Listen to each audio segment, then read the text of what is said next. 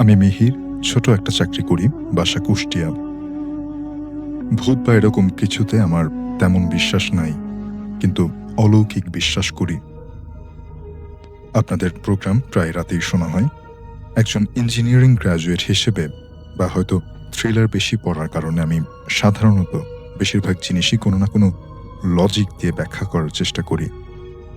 ছোটবেলা থেকে অ্যাডভেঞ্চার প্রিয় ছিলাম। সম্ভবত ক্লাস 2 তে থাকতে আমার দাদি গল্প করত যে বাঁশঝাড়ে নাকি পেত্নী থাকে। ওরা বাঁশের মাথায় বসে থাকে আর তাদের চুল থাকে মাটিতে। কেউ যদি ওদের চুল কেটে আনতে পারে, তবে যার কাছে ওই চুল থাকবে সে যা বলবে পেত্নী নাকি তাই শুনবে। আমাদের বাসার পাশেই অনেক বড় একটা বাঁশঝাড় ছিল। আমি অনেকদিন রাতে সেই পেত্নীকে খুঁজেছি এবং আমি চেষ্টা করেছি যে কোনোভাবে তার চুলগুলোকে নিয়ে সেই পেত্নীকে বশ করা যায় কিনা। যা হোক, অপ্রাসঙ্গিক কথা বলে আমার সময় নষ্ট করব না। আসল ঘটনায় আসি। ঘটনাটা ঘটে আমার সাথে কয়েক বছর আগে, 2017 সেপ্টেম্বর মাসের দিকে। আমি ছুটিতে কুষ্টিয়া গেছি। সময় সম্ভবত রাত 8:30 মতো। আমার এক বন্ধু সজল, ও বলল যে চল ঘুরে আসি। তো আমি আর সজল যাচ্ছি। সজল বাইক চালাচ্ছে আর আমি পেছনে বসে আছি। যখন আমরা কুষ্টিয়া শহর থেকে ভেড়ামারার দিকে আনুমানিক 10-12 কিলোমিটার দূরে মাদ্রাসার কাছাকাছি, তখন হঠাৎ করেই বাইকটার স্টার্ট বন্ধ হয়ে যায়। সজল রাস্তার পাশে বাইকটা দাঁড় করায়, আমি নেমে পড়ি। জায়গাটা কেমন যেন গা ছমছমে। ঘাড়ের পেছনের লোমগুলো দাঁড়িয়ে যায়। চাঁদের আলোয় পিচঢালা রাস্তা আর রাস্তার দুই পাশে গাছপালা আর ঝোপঝাড় থেকে। আর এরপরই রয়েছে অফুরন্ত ফাঁকা মাঠ। যথারীতি সজল কিক দেওয়া শুরু করে, কিন্তু বাইকটার স্টার্ট নিচ্ছে না। বারবার কিক দেয়, কিন্তু বাইকটা স্টার্ট নেওয়ার কোনো নাম নেই। আমি কিছুটা বিরক্ত হয়ে আশেপাশে তাকাই। দেখলাম আমাদের থেকে প্রায় 20-25 মিটার দূরে আতশবাজির মতো করে উদয় হলো একটা বেশ বয়স্ক পাগল। আর তার বেশ কিছুটা দূরে দুইটা ভয়ঙ্কর কুকুর। বিশ্বাস কতটুকু করবেন জানি না শফিন ভাই, এরকম চেহারার কুকুর আমি আমার জীবনে কখনো দেখিনি। দুটো কুকুরই কুচকুচে কালো আর লম্বা প্রায় 2.5 থেকে 3 মিটার। ওদের গা চকচক করছে, কুৎসিত ভঙ্গিতে গড়গড় করছে এবং দাঁতগুলো বের হয়ে আছে। এবং কুকুরগুলো নিজেদের মধ্যে কামড়াকামড়ি করছে, আর পাগলটা লাঠি নেড়ে ওদেরকে থামাচ্ছে। এবার পাগলটার বর্ণনা দিই। ওর হাতে একটা লাঠি আর গলায় ঝুলছে অনেকগুলো মালা, খালি গা আর পরনে একটা ছোট নিংটি। চুলগুলো বেশ বড় আর জটা বাঁধা। এরই মধ্যে পাগলটা আমাদের বেশ কাছে চলে এসছে আর আমাদের দিকে তাকিয়ে চিল্লিয়ে খুব ভয়ঙ্কর টাইপের কথা বলছে, যেমন আজকে আর বাড়ি যাবি না, তোদের আজকে শেষ দিন, কেউ নেই আজ তোদের। আরো বিশ্রী গা শিউরে ওঠা একটা হাসি দেয়। অবশ্যই একটা বিব্রতকর পরিস্থিতি। আপনার বাইক স্টার্ট নিচ্ছে না এবং সেই মুহূর্তে আপনি দেখলেন যে একটা পাগল এসে আপনাকে বলছে যে আজকে তোদের শেষ দিন, আর বাড়ি যাবি না। মনে হচ্ছিল পুরো পৃথিবীতে শুধু আমি, সজল, ওই পাগল আর কুকুরগুলো ছাড়া আর কেউ নেই। দূরে একটা দোকান দেখা যাচ্ছে, সেখানে বেশ খোশ গল্পে মেতে 2-3 জন মানুষ রয়েছেন, কিন্তু মনে হচ্ছে না তারা কুকুরের ডাক বা পাগলের চিৎকার বা আমাদের কি খেয়াল করছে।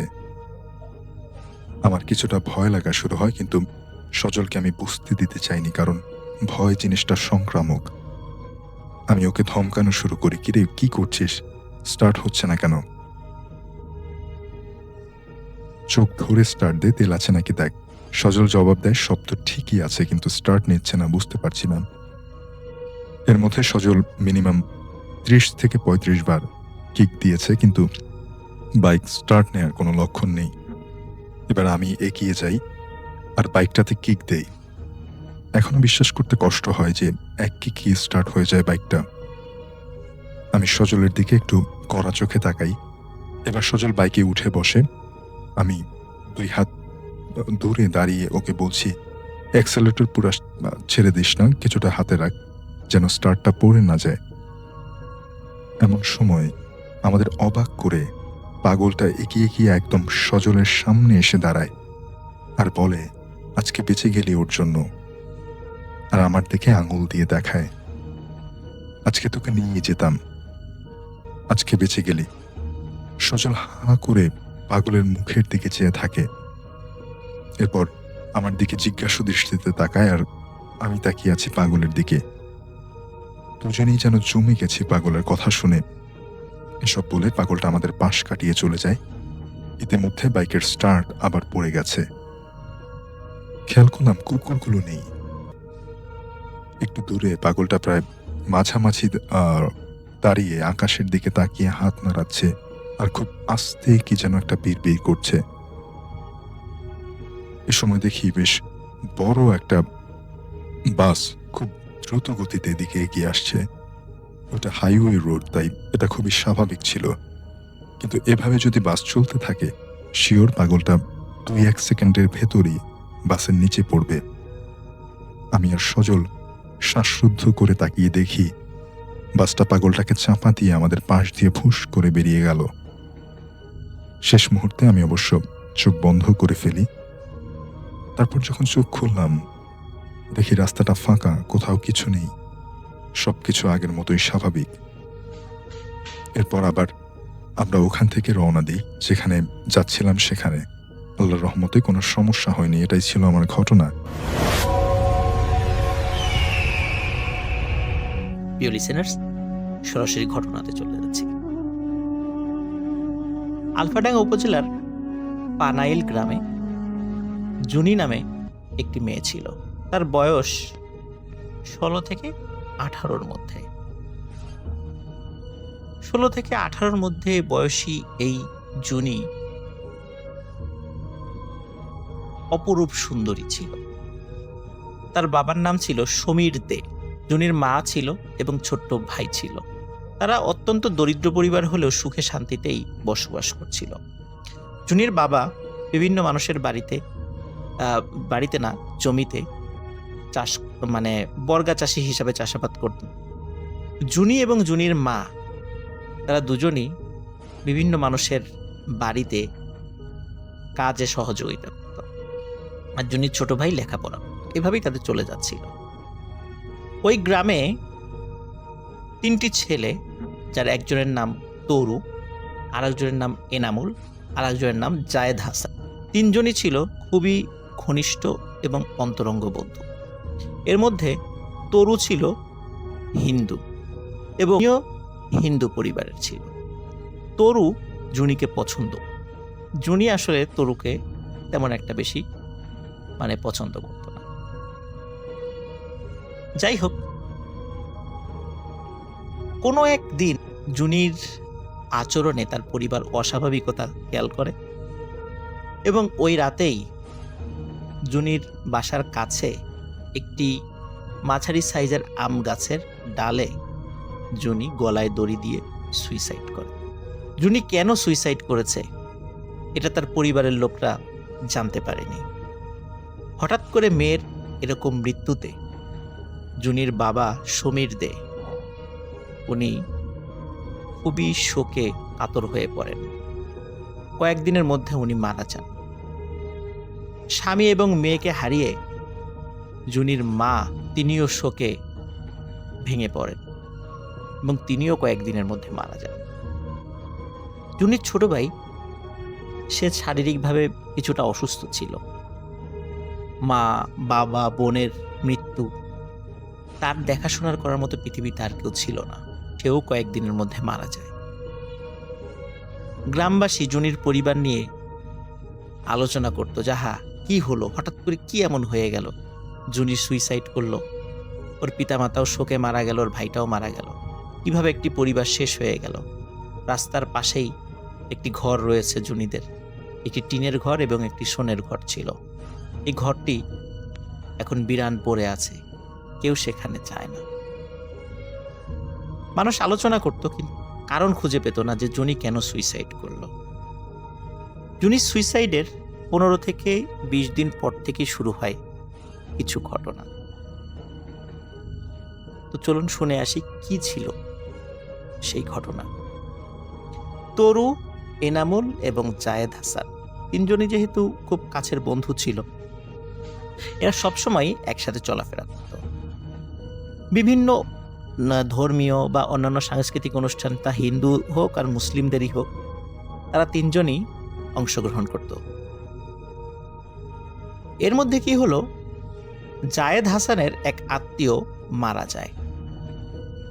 সেই আত্মীয়র বাড়ি ছিল পানাইল গ্রামের পাশে একটি গ্রাম, নাম হচ্ছে আজমপুর।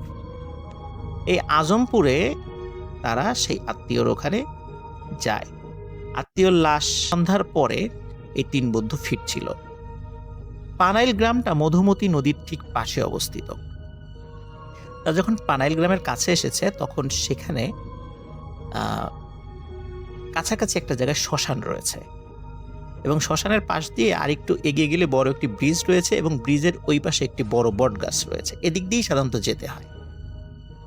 তো ওরা তিনজন যখন শ্মশানের কাছাকাছি এসে দূর থেকে দেখছিল শ্মশানের ওখানে বেশ কিছু মানুষ একটি মানে মৃত দেহকে সৎকার করার জন্য তারা প্রস্তুতি নিচ্ছে।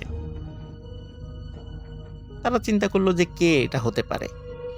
যাই হোক, অতটা তারা মাথা ঘামালো না, কারণ অত্র এলাকায় বেশ কিছু হিন্দু পরিবার ছিল। তো তরু যেহেতু হিন্দু ছিল, সে চিন্তা করলো যে কোনো খোঁজ খবর নেব কিনা, যে কে মারা গেল। তারপর চিন্তা করলো না, থাক, চলে যাই।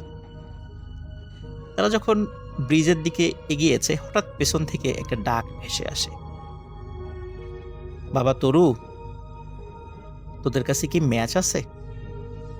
মরা পোড়াতে এসেছি, ম্যাচ তো আনতে ভুলে গেছি। তরু, জায়েদ এবং এনামুল, তারা তিনজনই পিছনে ঘুরে তাকায়। তরু বলে যে হ্যাঁ, আমার কাছে ম্যাচ আছে। তখন ওই লোকটি ম্যাচটা নেয় এবং নিয়ে চলে যায়। তরু, জায়েদ এবং এনামুল স্বাভাবিকভাবেই আবার বাড়ির পথ ধরা শুরু করে। হঠাৎ তরু বলে, আচ্ছা, আমরা কাকে ম্যাচ দিলাম?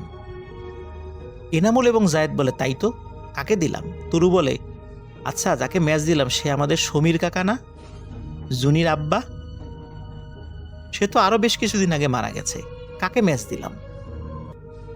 ওরা শ্মশানের দিকে তখন ভালো করে তাকিয়ে দেখে সেখানে কেউ নেই, শ্মশান একদম ফাঁকা। ওরা চিন্তা করে কি হলো আমাদের সাথে, কে ম্যাচ নিল? ভয় পায় তারা। তাড়াতাড়ি করে ব্রিজ পার হয়ে বটগাছের নিচ দিয়ে তারা বাড়ির পথ ধরতে থাকে।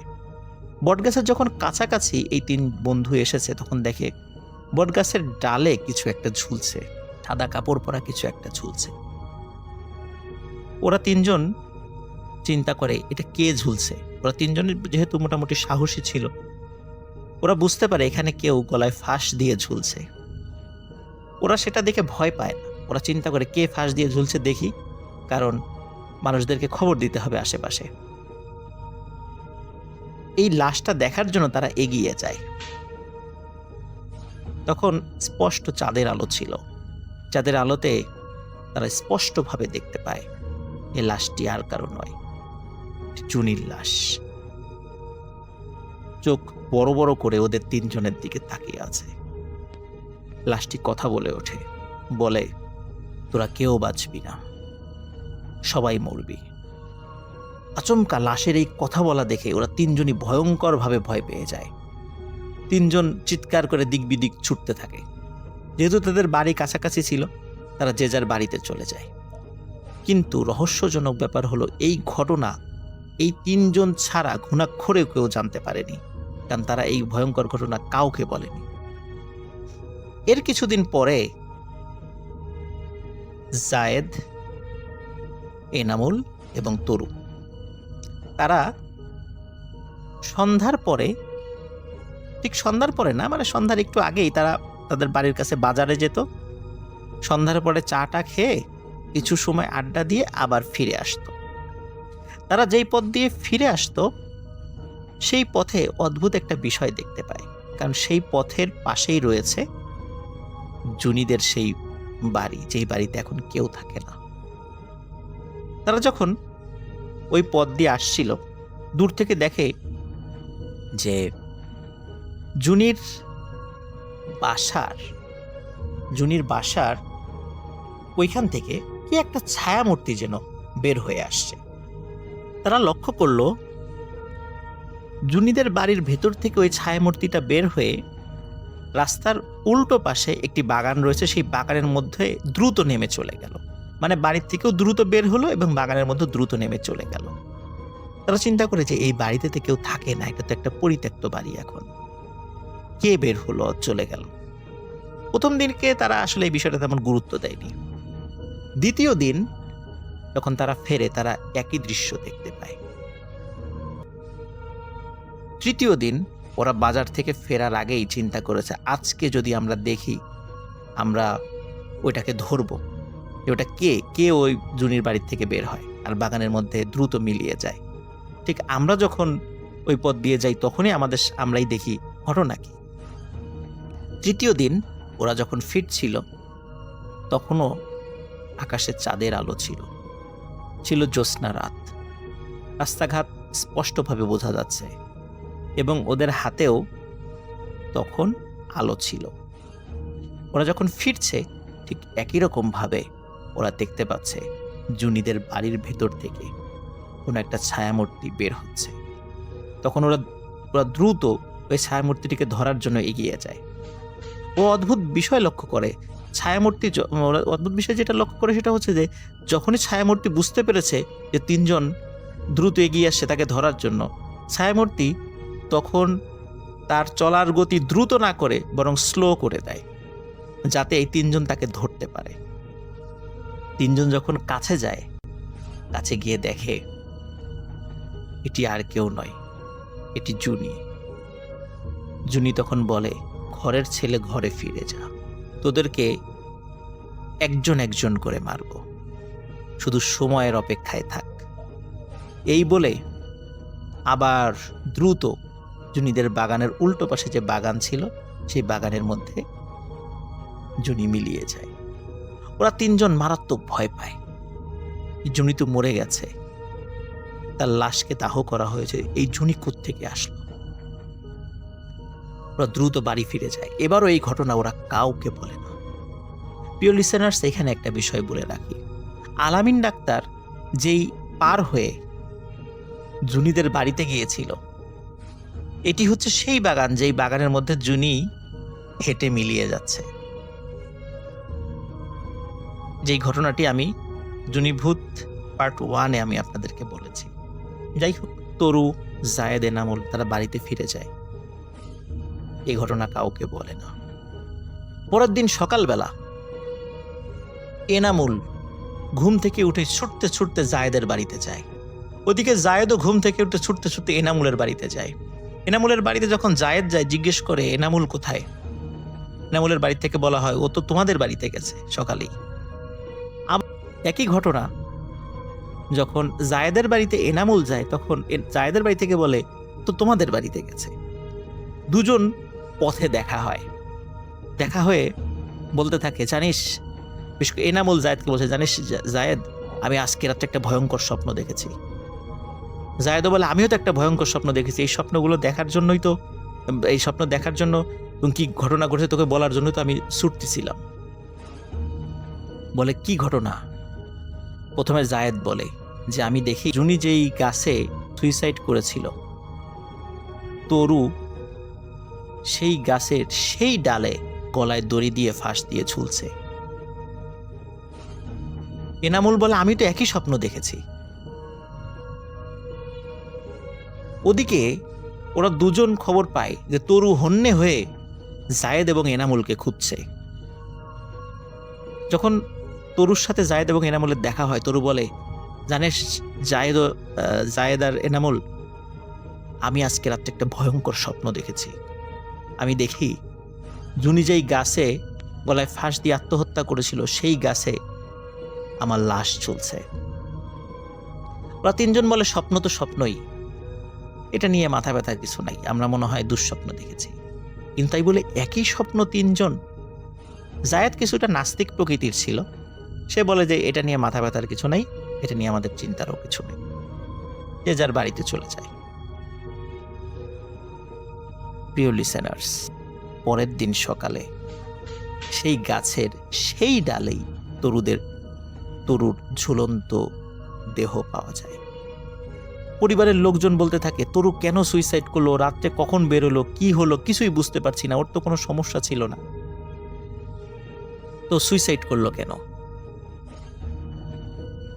জায়েদ এবং এনামুলকে যখন তার পরিবারের লোকজন জিজ্ঞাসা করে, তখন তারা বলে যে আগের রাত্রে আমরা এই স্বপ্ন দেখেছিলাম। কিন্তু এই স্বপ্ন কেন দেখলো এই বিষয়ে কেউ কিছু বুঝতে পারছিল না। তরুর দেহকে সৎকার করা হয় সেই শ্মশানে, যেই শ্মশানে সমীর দে তরুর কাছ থেকে ম্যাচ নিয়েছিল। তরুর দেহ সৎকার করে জায়েদ এবং এনামুল যে যার বাড়িতে ফিরে যায়। তারা প্রিয় বন্ধুর মৃত্যুতে তারা শোকে কাতর হয়ে পড়ে। এর কয়েকদিন পর জায়েদ সকালবেলা ছুটতে ছুটতে এনামুলের বাড়িতে আসে, বলে, এনামুল, আমি আজকে রাত্রে স্বপ্ন দেখলাম জুনি যেই গাছে গলায় দড়ি দিয়ে সুইসাইড করেছিল সেই গাছে আমার লাশ চলছে। এনামুল জায়েদকে সান্ত্বনা দেয় যে না, এটা কিছু না, এটা এমনি কাকতালীয় ব্যাপার, এরকম চিন্তার কিছু নেই। চিন্তার তো আসলেই রয়েছে। পরের দিন সকালবেলা ঠিক একই জায়গায়, একই গাছে, একই ডালে জায়েদের ঝুলন্ত দেহ পাওয়া যায়। জায়েদের যখন মৃত্যু হয় তখন জায়েদের পরিবার এবং তরুর পরিবার এনামুলকে চাপ দেয়, তুমি সত্যি করে বলো, তরু মারা গেল, জায়েদ মারা গেল, ঘটনা কি? তখন এনামুল যে ঘটনা বলে গ্রামবাসী শুনে ধিক্কার দিতে থাকে। এনামুল বলে, কিছুদিন আগে জুনি যে মারা গেছে, আসলে জুনির মৃত্যুর জন্য আমরা তিনজনই দায়ী। জুনির মৃত্যুর কারণে তার পরিবারের সকল সদস্য মারা গেছে, এই জন্যও আমরা তিনজনই দায়ী। এনামুল বলে, তরু জুনিকে পছন্দ করত, কিন্তু জুনি তরুকে পছন্দ করত না। তরু বিভিন্ন সময় জুনিকে উত্ত্যক্ত করত। তরু যখন বুঝতে পারল কিছুতেই জুনিকে সে বাগে আনতে পারবে না, তখন সে বিভিন্ন কলা কৌশল প্রয়োগ করে। এই সহজ সরল মেয়ে জুনিকে বিভিন্ন ছলে বলে কৌশলে ফাঁদে ফেলে কোনো এক সন্ধ্যায় তাকে ঘর থেকে বাইরে বের করে নিয়ে আসে। পাশের একটি জঙ্গলে তাকে নিয়ে যায়। তখন সেখানে এনামুলও ছিল।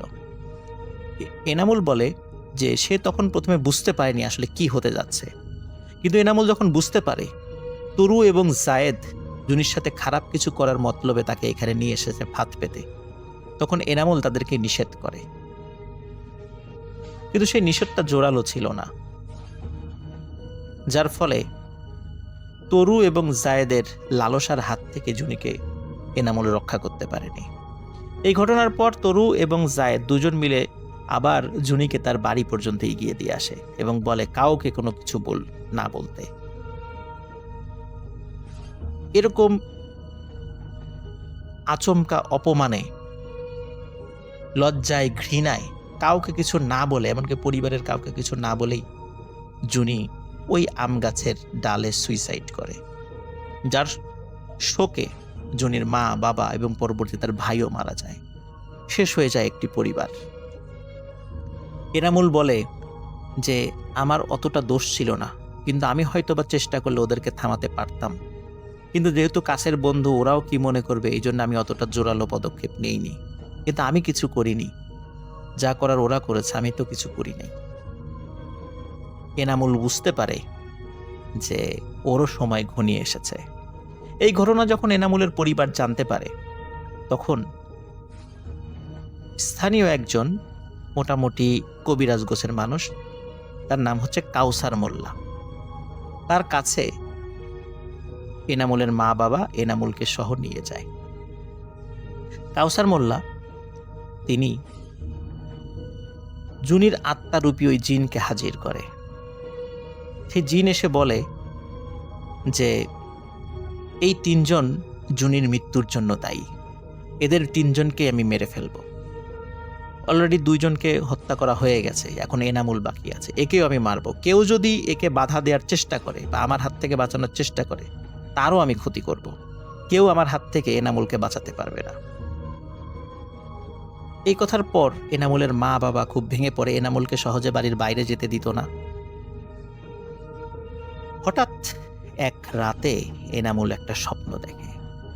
সে স্বপ্নে দেখে একটি ডোবায় পড়ে বা একটি ডোবায় ডুবে এনামুলের মৃত্যু হয়েছে।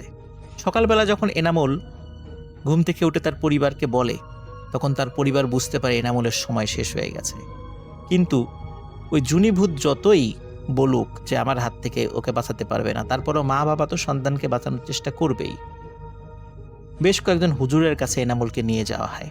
প্রত্যেক হুজুরই বলে যে আসলে এনামুলকে ওই জুনিভূতের হাত থেকে বাঁচানোর ক্ষমতা তাদের নেই, তারা এই বিষয়ে হস্তক্ষেপ করতে পারবে না।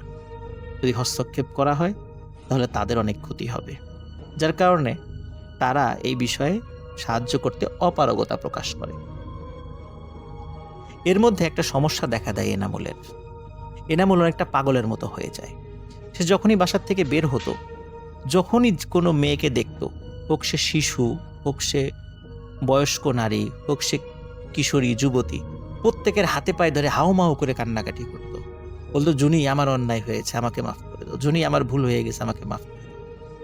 তো মহিলারা যখন এনামুলের এই ধরনের পাগলামি আচরণ দেখত, এনামুলকে দেখলেই তারা দৌড়ে পালিয়ে যেত এবং এনামুলের কারণে রাস্তায় মহিলারা বের হতে ভয় পেত যে এনামুল পাগলের সাথে দেখা হলে সে এরকম হাতে পায়ে ধরে কান্নাকাটি করবে, হাউমাউ করবে।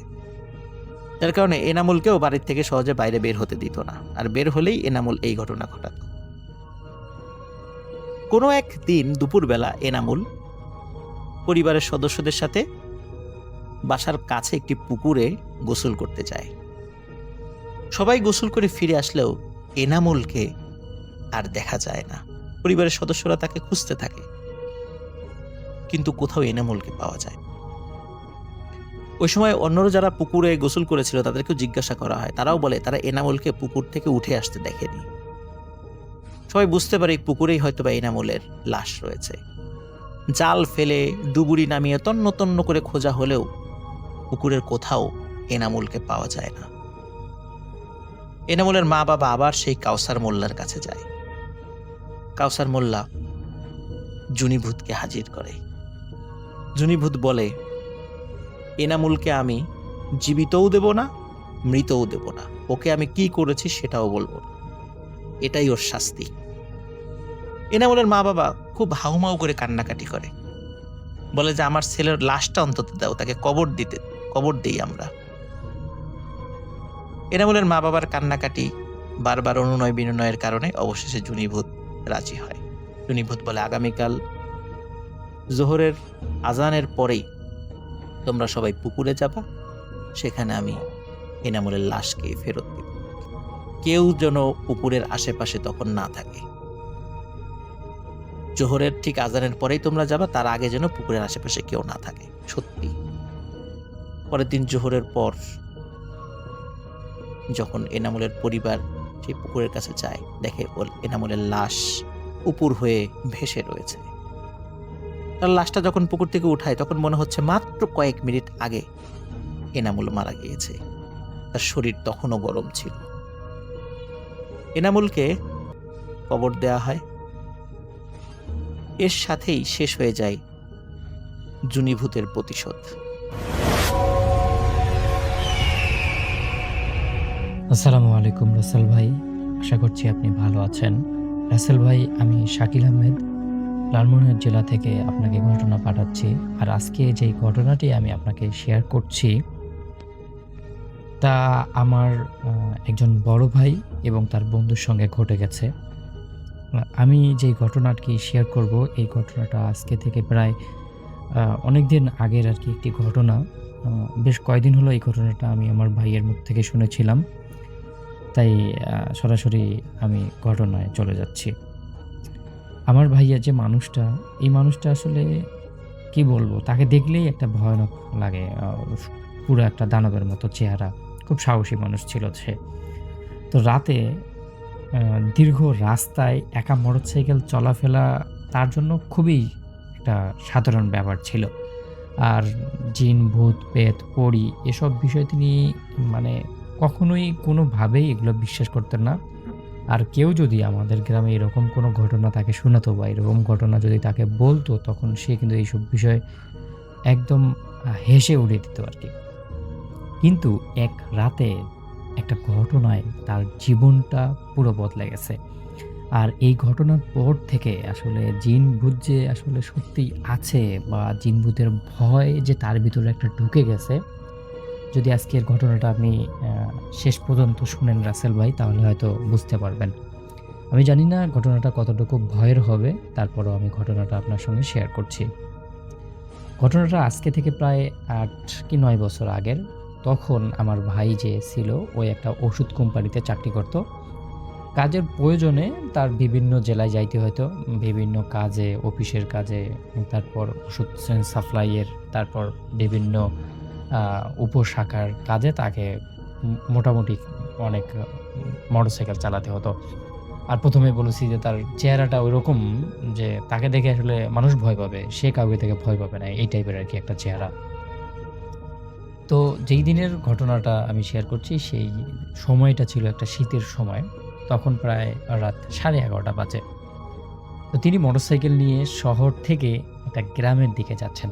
রাস্তাটা বেশ পরিষ্কার। আ মাঝে মধ্যে ওই সরকারি সোলারের লাইট আছে।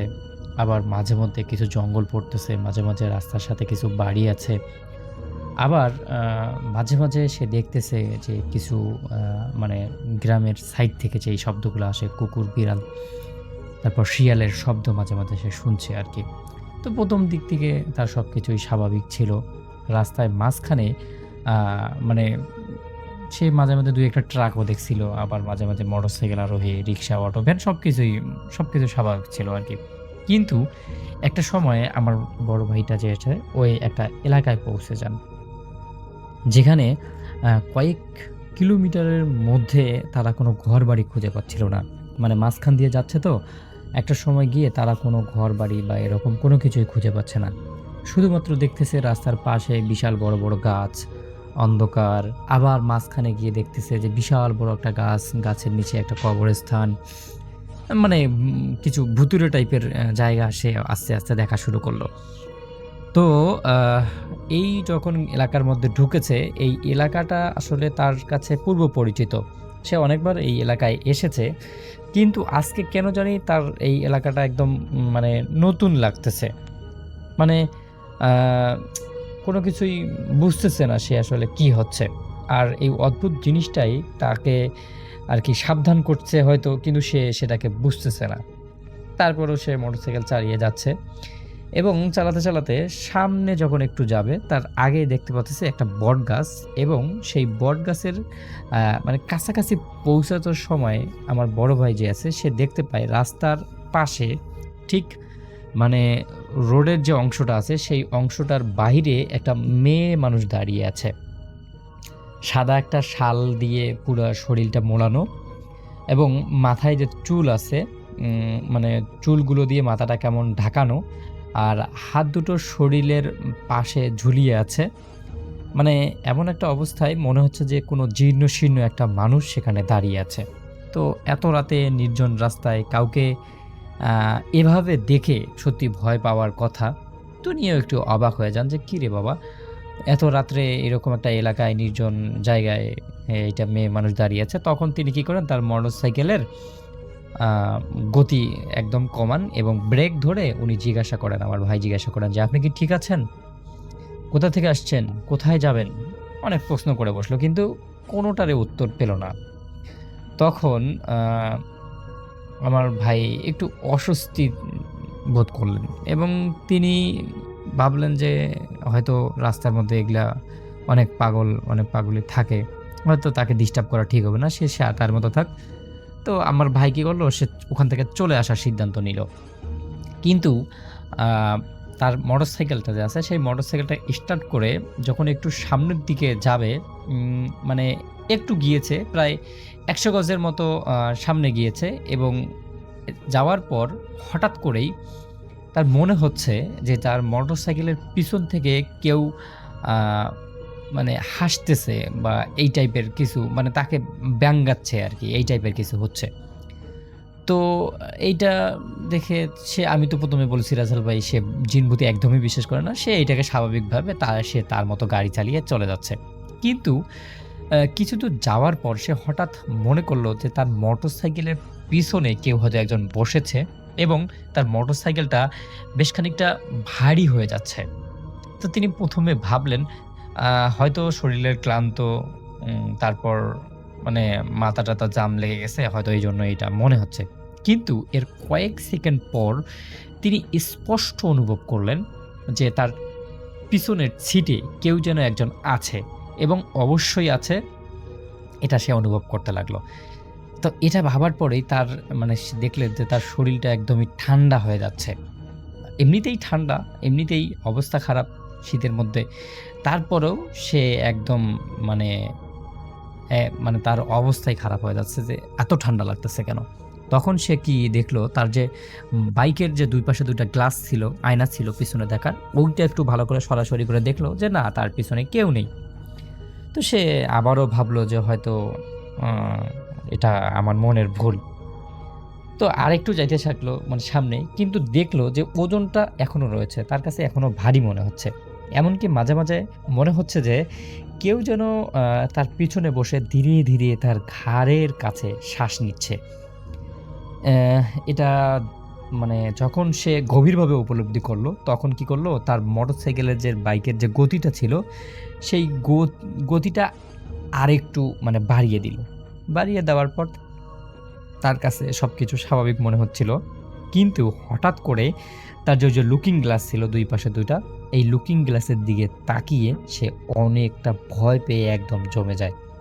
কারণ সে দেখলো যে ওই যে গ্লাস ছিল, সেই গ্লাসের এক কোণায় যেন একটা সাদা কাপড়ের অংশ দেখা গেল। খুব দ্রুত তাকে আরকি অতিক্রম করে গেল একটা কোনো কিছু আরকি, সাদা টাইপের কিছু একটা। তো এটা দেখার পর তিনি ধপ করে ব্রেক করে ফেললেন, এবং ব্রেক করে গাড়ি স্টার্ট করলেন। স্টার্ট করলে চারপাশে একটু দেখাদেখি করলেন যে আসলে কিছুই নেই। তারপর তিনি লক্ষ্য করলেন যে তার মোটরসাইকেলের চাকা হঠাৎ করে ভিজে যাচ্ছে। মানে যেদিক দিয়ে আসতেছে তার মোটরসাইকেলের চাকার যে একটা দাগ থাকে, যদি চাকাটার মধ্যে পানি লেগে থাকে, সেই পানি লাগা যে একটা দাগ থাকে, সেরকম একটা দাগ হয়ে আসতেছে। এবং পিছনের সিটটাও খালি পড়ে আছে। মানে এমন একটা মনে হচ্ছে যে তার পিছনে কেউ একজন বসে ওই চাকার মধ্যে বা চাকার পিছনে পানি দিয়ে আসতেছে, এই টাইপের কিছু। তো এটা দেখে আমার যে ভাই ছিল সে বেশ খানিকটা অবাক হয়ে যায়। সে ভাবলো যে আসলে এরকম হচ্ছে কেন আমার সাথে? আমি তো এই রাস্তা দিয়ে আরো অনেকবার গিয়েছি। আজকে তাহলে কি হলো? তো সে ভাবতেছে হয়তো আমাকে কেউ ভয় দেখানোর চেষ্টা করতেছে বা এই টাইপের কিছু হবে আরকি। তো এগুলোকে কোনো তোয়াক্কা না করে সে তার মনকে বুঝিয়ে আবার যাত্রা শুরু করলো। কিন্তু এরপরেই শুরু হয় তার আসল ভয়। প্রায় ৫-৭ মিনিট মোটরসাইকেল আ মানে চালার পর মোটরসাইকেলটা নিজের থেকেই হঠাৎ করেই বন্ধ হয়ে যায়। মানে পিকআপ হাতে ছিল, সবকিছুই গতি প্রায় ৩০-৩৫ এর মতো ছিল। কিন্তু হঠাৎ করেই মানে মোটরসাইকেলটা তার বন্ধ হয়ে যায়। এবং সেই জায়গাটা এমন একটা জায়গা ছিল নির্জন। আশেপাশে তেমন কিছুই ছিল না। একদম পুরা শুনশান একটা জায়গার মধ্যে মোটরসাইকেলটা স্টপ হয়ে যায়। এবং তারপর আমার যে ভাই ছিল, ওই বারবার করে মোটরসাইকেলটা স্টার্ট দেওয়ার চেষ্টা করতেছে। কিন্তু কোনো কাজ হচ্ছে না। তখন সে মোটরসাইকেল থেকে নেমে ফ্ল্যাগ, তারপর যেগুলা আনুষঙ্গিক আরকি সে দেখে, মানে আনুষঙ্গিক যেগুলো আরকি জানে, সেগুলো আরকি সে দেখাশোনা করে আবার মোটরসাইকেলটা স্টার্ট দেওয়ার চেষ্টা করে, কিন্তু কোনোভাবেই মোটরসাইকেল স্টার্ট নিচ্ছে না। তখন আমার বড় ভাই কি করে, পকেট থেকে মোবাইলটা বের করে কাউকে ফোন দেওয়ার জন্য। কিন্তু দেখেন যে মোবাইলের মধ্যে কোনো নেটওয়ার্ক নেই। কোনো মানে সিগন্যালে সে পাচ্ছে না, এবং আশেপাশে একদমই ধুধু অন্ধকার। এত বেশি অন্ধকার যেন মনে হচ্ছে যেন পুরো পৃথিবীটাই অন্ধকার হয়ে গেছে। ঠিক তখনই আমার ভাই স্পষ্টভাবে শুনতে পারে যে কারো পায়ের শব্দ শোনা যাচ্ছে, এবং কেউ বুট জুতা মানে বুট জুতা পরে আর কি কেউ যদি পিচের রাস্তা দিয়ে হাঁটে তাহলে তার শব্দটা যেরকম টক টক শব্দ হবে ঠিক সেরকম একটা শব্দ তার কানে আসছে। আবার মানে এই শব্দটা যাওয়ার পর আবার কিছুক্ষণ পর আবার মনে হচ্ছে যে কেউ যেন আবার ভেজা পায়ে রাস্তার উপর দিয়ে হাঁটতেছে। মানে শব্দটা এমন হচ্ছে যে দুইটা শব্দ দুই দিক থেকে তার কাছাকাছি আসতেছে। মানে একজন খালি পায়ে আসতেছে আর একজন বুট জুতা পায়ে দিয়ে আসতেছে। তো এরকম একটা অবস্থায় সে কী করলো, তার যে হাতে মোবাইলটা ছিল সেই মোবাইলটার টর্চ জ্বালিয়ে দুই পাশে দেখার চেষ্টা করলো।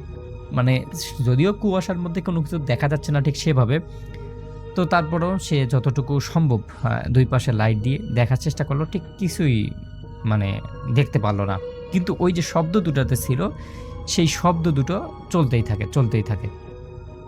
এরপর আমার ভাই মানে এই শীতের মধ্যেও সে একদম ঘামতে শুরু করে। ঘামতে তার পুরো শরীর ঘেমে ভিজে পানি পড়তেছে, এরকম একটা অবস্থা। এর কয়েক সেকেন্ড পর এই শব্দ দুটো অটোমেটিক বন্ধ হয়ে যায়। বন্ধ হওয়ার পর পুরো জায়গাটা একটা শুনশান নীরবতা শুরু হয়ে যায়। এমন একটা নীরবতা যে মানে মনে হচ্ছে যে তার শ্বাস নেওয়ার শব্দটা ছাড়া আর কোনো শব্দই সে শুনতে পাচ্ছে না। এরপর মানে সে একটু স্বস্তি বোধ করলো।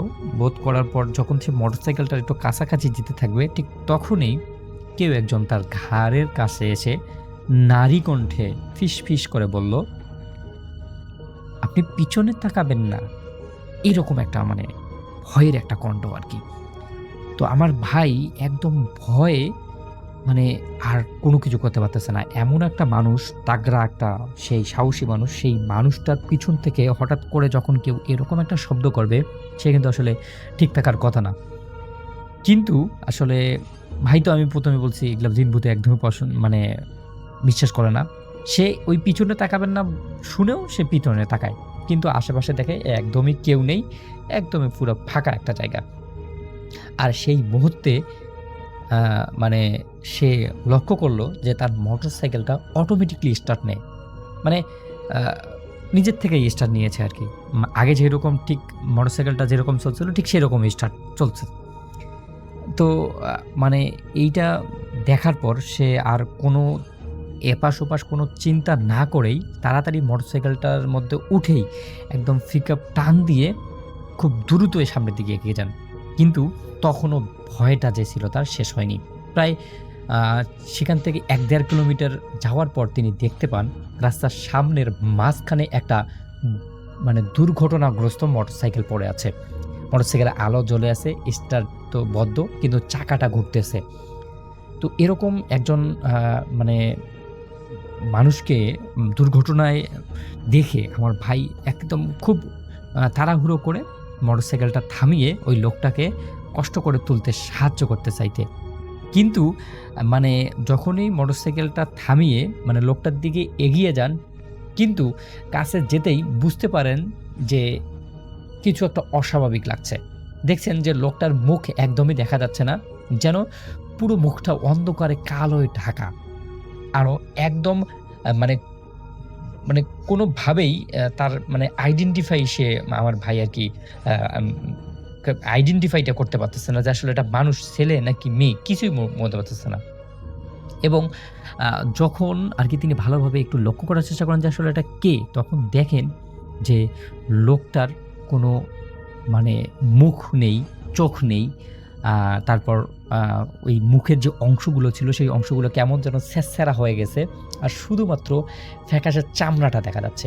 এবং এটা দেখার পর আমার বড় ভাই খুব জোরে চিৎকার দেন এবং চিৎকার দিয়ে আ মানে যখন কি বলে একটা লাফ দিয়ে পিছনের দিকে চলে আসেন, ঠিক সেই মুহূর্তেই দেখেন যে মানে চোখ বন্ধ হওয়ার পর চোখ খুলেই দেখেন যে আসলে সেখানে কোনো মোটরসাইকেল নেই, কোনো আহত মানুষ নেই, কোনো রক্তর দাগ নেই, কোনো কিছুই নেই। সম্পূর্ণ রাস্তাটা একদমই ফাঁকা, যেন সেখানে কিছুই ঘটেনি। এইটা যখন আবার তিনি দেখলেন, এটা দেখার পর তার আর কোনো রকম মাথার মধ্যে কিছুই ঢুকতেছে না। তখন তিনি কি করলেন? একদম একটানে সরাসরি তিনি একদম বাড়িতে পৌঁছে যান। কিন্তু বাড়িতে পৌঁছার পর শুরু হয় নতুন একটা রহস্য। যখন মোটরসাইকেলের পিপ দিলেন, বেল দিলেন আরকি, তখনই তার দরজা খুলেই মানে তার মা বলল, মানে আমার চাচি বলল যে, "তোর পিছনে কে ছিল?" আমার ভাই অবাক হয়ে যান। কারণ তিনি তো একাই ফিরছিলেন।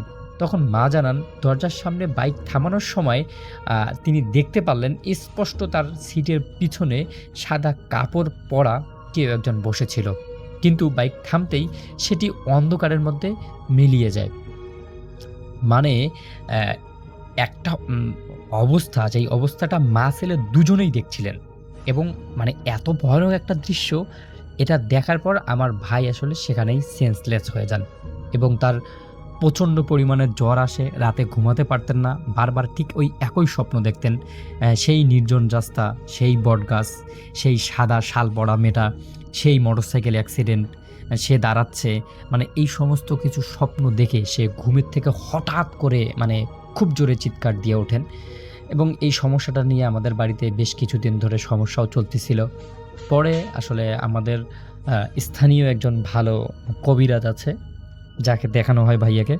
তখন উনি বলেন আরকি যে রাত বিরাতে মোটরসাইকেল চালানোর কারণে উনাকে একটা অশুভ আত্মা আছর করেছিল। সেই আত্মাটাই আরকি তাকে বেশ কিছুদিন থেকে ডিস্টার্ব করতেছিল। পরবর্তী সময়ে আমার ভাইকে পানি পড়া দেয় আর ২ টা তাবিজ দেয় মনে হয়। হ্যাঁ, ২ টা তাবিজ দিয়েছিল। সেই তাবিজগুলো নেওয়ার পর আমার ভাই আসলে এখনো সুস্থ আছে। কিন্তু ওই যে ওষুধ কোম্পানির চাকরিটা যে ছিল, সেই চাকরিটা সে করে না। আ তারপর আবার অন্য একটা কোম্পানিতে সে জয়েন করেছে। সেখানে আরকি দিনের বেলাতেই সে ৮টা থেকে বিকাল ৪টা পর্যন্ত আরকি চাকরি করে। সে ভালো আছে আলহামদুলিল্লাহ। তো রাসেল ভাই, এটাই ছিল ঘটনা। এটা ৮০-র দশকের একটি কাহিনী। সেই সময় তিনি যুবক ছিলেন এবং তিনি তখন বইয়ের ব্যবসা করতেন তার অঞ্চলে। তাদের যেই জায়গা সেখানে তিনি বইয়ের ব্যবসা করতেন এবং এই কারণে তাকে প্রায় ঢাকা আসতে হতো সাপ্লাই মেইনটেইন করার জন্য। তখনকার সময় এত বেশি ভালো কুরিয়ার সিস্টেম, এখন যেমন কুরিয়ারে বই আসে বা মালপত্র আনা নেওয়া হয়, তখন এরকম ছিল না। তাকে আসতে হতো ঢাকায় এবং এসে সেগুলো সংগ্রহ করে নিয়ে যেতে হতো। তিনি যুবক ছিলেন এবং তো যখন যেইবার তিনি প্রথম আসেন তখনকার একটি কাহিনী তিনি শেয়ার করেছেন এবং তখন তিনি একটা এরকম একটা অতি প্রাকৃত একটি ঘটনার সম্মুখীন হন, সেটাই তিনি লিখেছেন। এবং সেটা হয় তিনি সেদিন ঢাকায় আসেন, তার আসতে আসতে রাত হয়ে যায় এবং তখন নাকি এত লঞ্চ ছিল না এখন যেরকম দেখা যায়, এবং সদরঘাট এলাকাটাও নাকি মানে ভিড় ছিল, তবে এখনকার মতো ছিল না। তো যাই হোক, বেশ রাতে তিনি সদরঘাটে এসে নামেন লঞ্চে করে এবং এসে দেখেন যেহেতু সেই জায়গাটা লঞ্চ ঘাট এবং আরো অনেক কিছু বেশ বেশ ব্যস্ত। তো সেই রাতে তিনি এসে পৌঁছে তিনি লঞ্চ ঘাটে খাওয়া দাওয়া করেন, করে তিনি রওনা দেন। তাকে আসতে হবে লক্ষ্মীবাজারে, যেখানে তিনি উঠবেন। তার দেয়া যে ঠিকানা তার বড় ভাই তাকে দিয়ে দিয়েছিল, লক্ষ্মীবাজারের একটি ঠিকানা, এবং সেখানে এসে তাকে থাকতে হবে এবং সেখানে থেকে সকালে তিনি যাবেন বাংলা বাজারে তার বইয়ের যেই জায়গাটা সেখানে।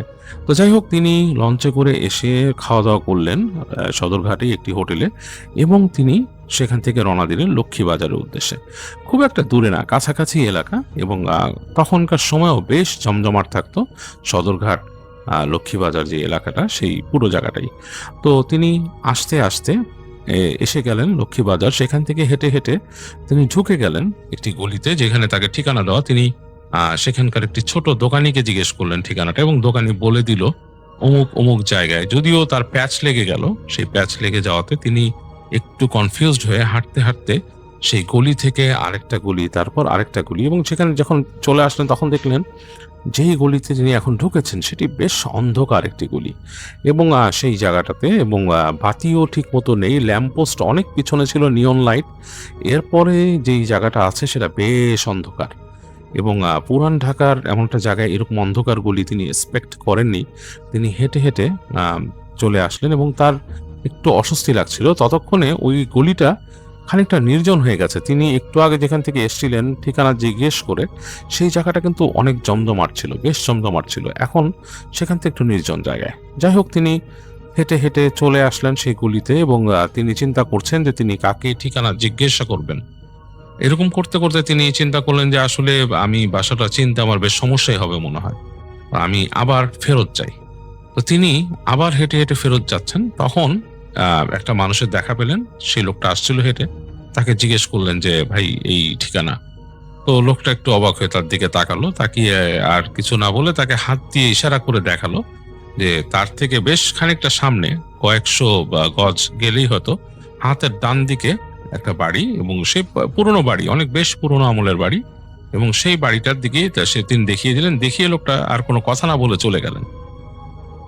তো তিনি আর কি করবেন, জামাল হোসেন তিনি হেঁটে হেঁটে চলে গেলেন সেই বাড়ির দিকে, এবং গিয়ে তিনি খেয়াল করলেন যে বাড়িটা বেশ পুরনো, এবং নিচে তিনি সেই বাড়ির মূল যে ঢোকার যে রাস্তাটা মানে গেটটা ছিল, সেটা একটা ছোট গেট। সেই গেটটাকে তিনি দেখলেন নিজেই খুলতে পারলেন, উপরে একটা ছোট্ট হুক দিয়ে লাগানো। সেটা খুলে তিনি ঢুকলেন, ঢুকে দেখলেন অন্ধকার বাড়ি, যথারীতি রাস্তা অন্ধকার, বাড়িটাও অন্ধকার। তো তিনি একটু কনফিউজড হয়ে গেলেন। তিনি দেখলেন যে সোজা চলে গেছে বাসার পেছন দিকে একটা ছোট অ্যালির মতো, একটা ছোট গলির মতো, এবং বাম দিকে একটা দরজা, এবং সেই ছোট গলি ধরে হাঁটলে, মানে এটা বাড়ির ভেতরেই আরো দরজা আছে 2-3টা। তিনি কোথায় নক করবেন, কাকে খুঁজবেন বুঝতে পারছেন না। তো তিনি যে প্রথম দরজাটা দেখলেন সেটাতেই তিনি নক করলেন। তো অনেকবার নক করার পর ভেতর থেকে একটা লোক বেরোলো, এবং সেই লোক যথারীতি বেরিয়েছেন। সেই ঘরের ভেতরও অন্ধকার, এবং একটা পাখা চলছে, ফ্যান। সেই ফ্যানটা পুরোনো আমলের fan, catch catch catch catch শব্দ পাওয়া যাচ্ছে। অন্ধকার ঘর থেকে ফ্যানের শব্দ, বেশ উদ্ভট একটা পরিবেশ। তো লোকটা বেরোলো, এবং বাসার ভেতর থেকে বেশ ধূপের গন্ধ আসছে, এবং এই ধূপের গন্ধে পরিবেশটা কেমন অপার্থিব হয়ে গেছে কেমন। তো জামাল সাহেব তাকে জিজ্ঞেস করলেন যে ভাই আমি আসছি, আমাকে অমুক জায়গার থেকে বলা হয়েছিল এখানে উপরে রুমে এসে থাকে যারা আসে আমাদের লোক। তখন ওই লোক আর কোনো কথা না বলে তাকে একটা চাবি হাতে ধরিয়ে দিল এবং বলল সামনে যান। তো জামাল সাহেব সামনে হাঁটা শুরু করলো। তো ওই লোক তার পেছনে পেছনে আসছে, দরজা লাগিয়ে, তার ঘরের দরজা লাগিয়ে পেছন পেছন আসছে। সেই অ্যালিতে ঢুকেতে দেখছে যে এই অ্যালিটা যতটুকু দেখা যাচ্ছে, বাসার পিছনে যে ছোট গলিটা, সেটা দেখা যাচ্ছে হচ্ছে পাশের বাড়ির পেছন দিকে একটা বাতি জ্বলছে।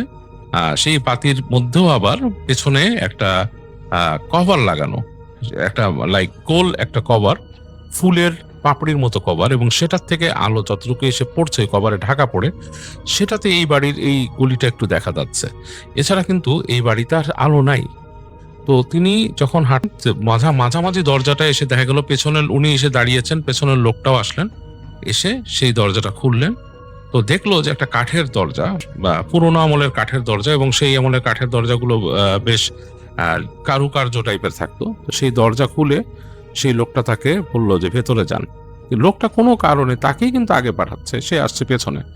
তো জামাল সাহেব ভেতরে ঢুকলো, ঢুকে দেখলো যে সেখানে ঢোকার পরপরই সিঁড়ি উপর দিকে উঠে গেছে। আর সেই সিঁড়িটা আবার সোজা যে আবার ওই বাসার ভেতরে ঢোকারও আরেকটা দরজা আছে নিচতলায়। তো সেটা সে এতটা খেয়াল করে নাই, সে উপরে ওঠার, কেন ওইদিকে আসলে অন্ধকার, খুব একটা বোঝাও যাচ্ছে না। তো লোকটা তখন ওইখানে একটা বাতি জ্বাললো। তো বাতি জ্বাললো, বাতি জ্বলার পরে ওখানে দেখা গেল ছোট্ট একটা ওই যে 40 পাওয়ারের বাল্ব হবে, আপনার ফিলামেন্ট লাইট, সেটার আলোতে যতটুকু হয়। তো হেঁটে সিঁড়ি দিয়ে জামাল সাহেবকে উঠতে বললো লোকটা, পেছনে পেছনে সে উঠলো। উঠে দোতলা উঠে গেল, উঠে যেয়ে দেখলো যে দোতলার মধ্যে বেশ ছোট্ট একটা করিডোরের মতো হেঁটে যেতে হয়, যে ঠিক রাস্তার সামনে, মানে যে তারা যতটুকু হেঁটে এসেছিল ততটুকু ফেরত গেল। তো সোজা কথায় বলা যায় যে ওই লোকটা যেই গেটে ছিল আর কি, যে প্রথম দিকে যে এসেছিল বাসার সামনের বাসার রুমটাতে যে নক করেছিল, ঠিক তার ওপরেই একটা রুম। লোকটা তাকে চাবিটা তার হাত থেকে নিয়ে খুলে তাকে বললো যে এই রুম ঢোকেন। তো এই বলেই লোকটা তার হাতে আবার চাবিটা বুঝাই দিল, দিয়ে বলল সকালে যাওয়ার সময় চাবি দিয়ে যাবেন এখানে। তো জামাল সাহেব বেশ কনফিউজড যে লোকটার আচরণ এরকম কেন। লোকটার আচরণ দেখে মনে হচ্ছে যে জামাল সাহেব আসাতে সে বেশ বিরক্ত, এবং জামাল সাহেব তার বাড়িতে মানে এমনি ফ্রি থাকতে আসছেন, বা তিনি এই বাড়ির মালিক, তার বাড়িতে কেউ থাকতে আসছে ফ্রিতে, এরকম কিছু একটা। অথচ জামাল সাহেবদের যে তাদের যে ব্যবসা, তাদের বইয়ের ব্যবসা, সেখান থেকে যারা তাদের সাথে এই কোম্পানির সাথে, মানে এই বইয়ের কোম্পানির সাথে তাদের কন্ট্রাক্টটাই এরকম যে তারা ওখান থেকে যারা বই নিতে আসবে বা কোনো কাজে বাংলা বাজারে আসবে, তারা এখানে এসেই থাকবে, এখানেই ব্যবস্থা করে, এবং এটার জন্য তারা টাকা দেয় তাদের কোম্পানি থেকে, বা তাদের যে ব্যবসা থেকে টাকা দেওয়া হয়, যে একটা মানে পার্মানেন্ট একটা হোটেলের মতো থাকার জায়গা আর কি, বা মেসের মতো একটা জায়গা, মানে সাময়িক মেস। এখানে সবসময় তারা থাকবে না, বাট তাদের ব্যবসার থেকে যখনই প্রয়োজন হবে তারা এখানে আসতে পারবে। তো এবং জামাল সাহেবের বড় ভাই এবং তার বাবা তারা মোটামুটি একটা ডিস্ট্রিবিউটর টাইপের ছিলেন সেখানে, যে বই এবং আরো অন্যান্য যত সব বই খাতা আরো স্টেশনারি যা যা আছে এগুলো সব এখান থেকে নিয়ে যেতেন তারা এসে। তো যাই হোক, জামাল সাহেব এরকমই চিন্তা করছিলেন এবং তিনি আশা করছিলেন যে এখানে যারা থাকে বা তার আসার পর ব্যবহারটা ভালো হবে, তারা তাকে আপ্যায়ন করবে বা তারা তাকে বলবে। কারণ তিনি অ্যাকচুয়ালি গ্রামে মানুষ হয়েছেন, তিনি জানতেন যে সেখানকার মানুষ অনেক অতিথি পরায়ণ। তো সেরকমই তিনি আশা করেছিলেন এখানে এসেও ভালো একটা ব্যবহার পাবেন, কিন্তু তিনি এই লোকের ব্যবহারে খুবই আপসেট হলেন। তো কিছুই বলার নাই, তিনি রুমে ঢুকে দেখলেন যে রুমের ভেতরে একটা একটা খাট আছে, সিঙ্গেল খাট, এবং খাটটা ঠিক বিছানার পাশে, এবং তার এই পাশে একটা টেবিল রাখা, একটা সিলিং ফ্যান আছে, পুরোনো আমলের সিলিং ফ্যান ঝুলছে, এবং টেবিল এবং একটা চেয়ার রাখা, চেয়ারটা kind of like easy chair টাইপের। তো যাই হোক, সেই টেবিলের উপর পানি আছে, খাওয়ার পানি। তিনি দেখলেন যে হ্যাঁ পানি আছে, কাচের জগ, এবং সেই পানি ভরা, এবং তিনি রুমে ঢুকে দরজা লাগিয়ে দিলেন এবং তিনি তার সাথে কাপড় চোপড় যেটা আনছিলেন সেটা চেঞ্জ করলেন। চেঞ্জ করে তিনি বসে ভাবছেন যে আমি তো চেঞ্জ করলাম, আমার তো আসলে উচিত ছিল ফ্রেশ হওয়া, এখানকার বাথরুম বা উনি কিছুই দেখালেন না আমারে। তো জামাল সাহেব বিরক্ত এবং মনক্ষুণ্ণ হয়ে তিনি আস্তে করে তার চাবি এবং অন্যান্য জিনিসপত্র রেখে, কিছুই করার নাই, জানলার কাছে যে ওনার খাট, তিনি শুয়ে পড়লেন, ফ্যানটা চালিয়ে দিলেন এবং লাইট বন্ধ করে দিলেন। তো শুয়ে আছেন অনেকক্ষণ, ঘুম আর আসে না।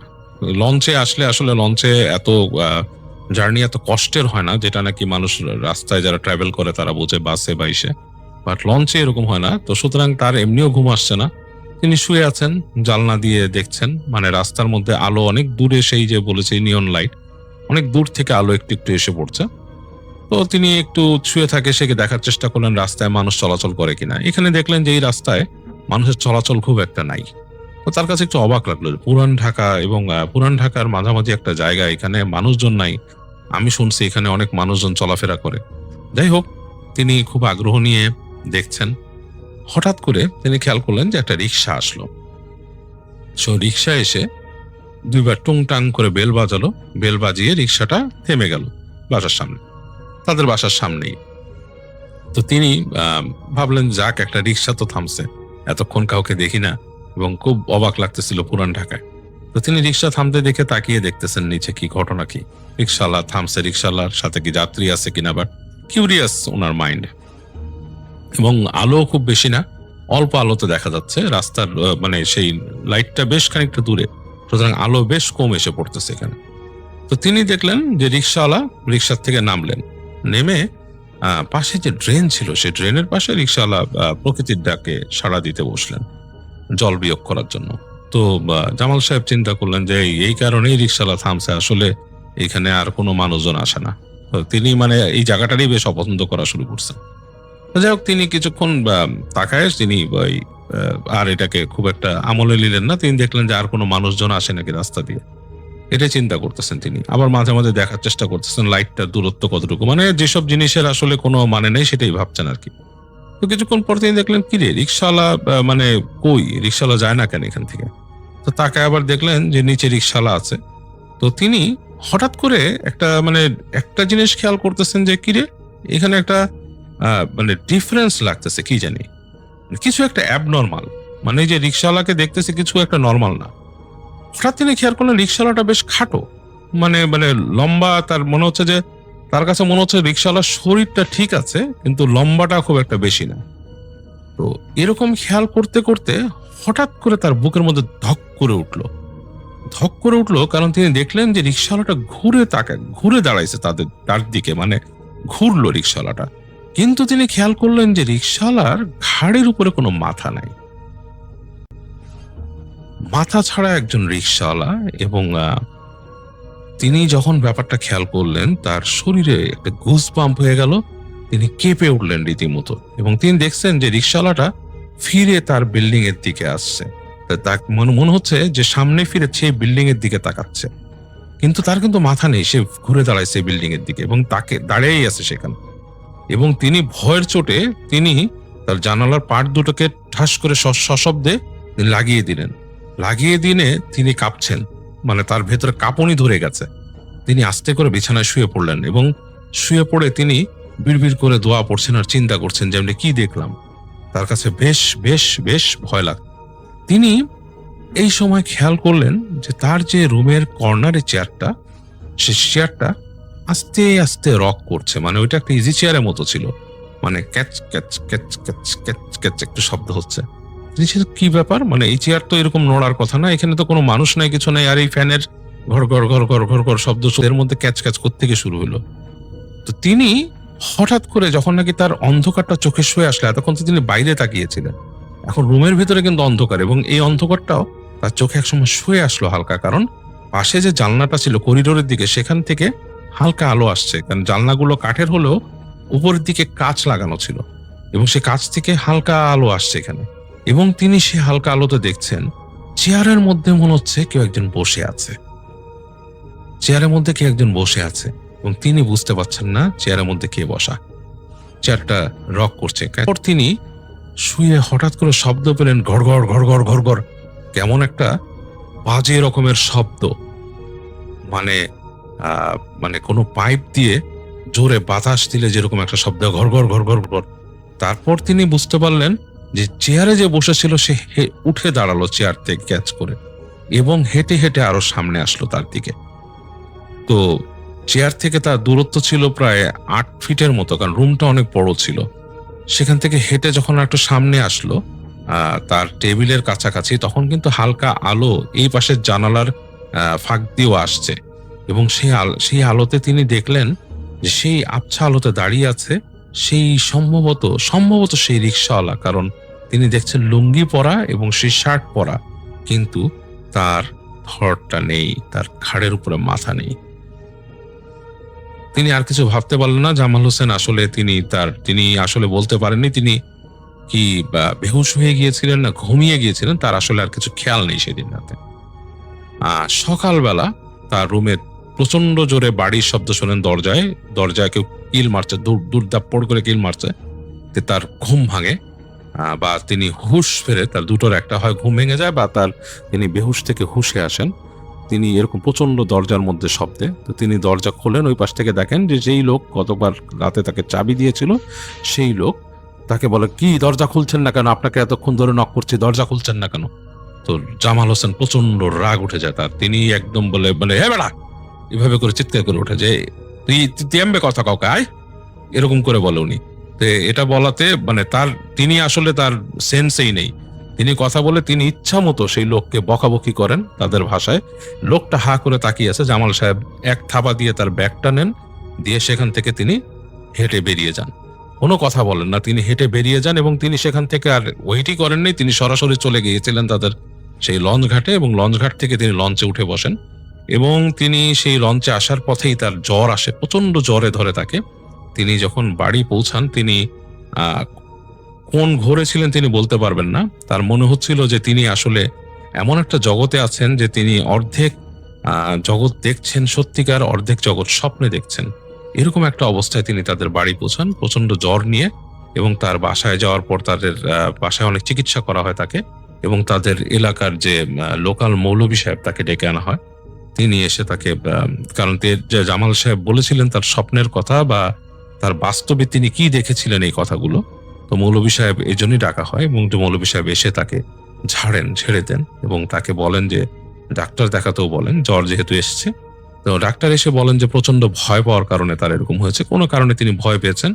তো ডাক্তাররা তো আসলে মানে এই আধিভৌতিক জগৎ সম্পর্কে তাদের বিশ্বাসটা ওরকম না, তারপরও অনেক ডাক্তার আছেন তারা কিন্তু এগুলো বিশ্বাস করেন, বা এইসব বিষয়ে পরম মানে মমতার সাথে তারা লালন করেন। যেমন আমাদের ডাক্তার এইচ একজন, তিনি একজন চিকিৎসক হওয়া সত্ত্বেও তিনি কিন্তু এই অতিলৌকিক জগৎটাকে বেশ পরম মমতার সাথে লালন করেন। যাই হোক, এরকম ডাক্তারও আছেন। যাই হোক, জামাল হোসেন সাহেবকে যে ডাক্তার দেখেছিলেন তিনিও মোটামুটি এইসব ব্যাপারে বিশ্বাসী ছিলেন। তো তিনি বলেন যে হয়তো অনেক ভয় পাওয়ার কারণে তার মধ্যে জ্বর এসেছিল তার, আর এই সমস্যাগুলো হয়েছিল। তো হুজুর তাকে বলেন যে পানি পড়া দেন এবং তাকে চিকিৎসা দেন, বলেন দোয়া পড়তে, এবং সব সময় তাকে বলেন যে দোয়া পড়ে থাকতে। অবশ্যই ঘুমানোর সময় তাকে বলেছেন যে সূরা ইখলাস, সূরা ফালাক, সূরা নাস পড়ে 2 হাতে ফু দিয়ে সারা গায়ে যেন তিনি মাসেও করে ঘুমান, এবং আয়াতুল কুরসি পড়ে ঘুমান, তাহলে তিনি এই ধরনের কোনো কিছু দেখবেন না। তো জামাল সাহেব অনেক দুঃস্বপ্ন দেখতেন, সেখানে থেকেও দুঃস্বপ্ন দেখতেন তার এরপরে। আর তিনি অনেকটাই ভীতু হয়ে গিয়েছিলেন, তিনি রাতে বেরোতে পারতেন না। তখন 2007 সাল, আমি ক্লাস 7-এ পড়ি। তখন শীতকাল ছিল। আমার বাড়ি কুমিল্লা জেলার চাঁদপুর থানায়। আমার বাড়ি থেকে উচ্চ মাধ্যমিক স্কুল একটু দূরে হওয়ায় আমি স্কুলের পাশে একটা বাড়িতে লজিং থাকতাম। লজিং বাড়িতে ছাত্রছাত্রীদের পড়িয়ে পাশের একটা ঘর ছিল, ওই ঘরে আমি থাকতাম। সেই ঘরটাতে যেতে লজিং বাড়ি থেকে 2-3 মিনিট হাঁটতে হয়, আর হাঁটা রাস্তায় বাঁশঝাড় রয়েছে প্রচুর পরিমাণে।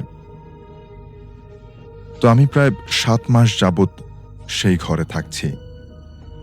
একদিন লজিং বাড়িতে ছাত্রছাত্রীদের পড়াশোনা শেষ করে খাবার খাচ্ছিলাম। এমন সময় ছাত্রছাত্রীদের যে দাদি ছিল তিনি আমাকে একটা ঘটনা বলছেন। ঘটনাটি হলো, আমি যে ঘরে থাকি সে ঘরে আগে একজন আত্মীয় থাকতো, তাদেরই একজন আত্মীয়, অর্থাৎ যাদের লজিং পড়াতেন তাদেরই একজন আত্মীয় থাকতেন। সে আত্মীয়র একটা বাচ্চা ছিল। এখানে কথা বলে রাখি যে সেই ঘরের পাশেই একটা টয়লেট ছিল। টয়লেটের পাশেই অনেক বাঁশঝাড় ছিল। আগের দিনের গ্রামের টয়লেটগুলো কোনো রকম ছিল, মানে খোলামেলা প্রায়।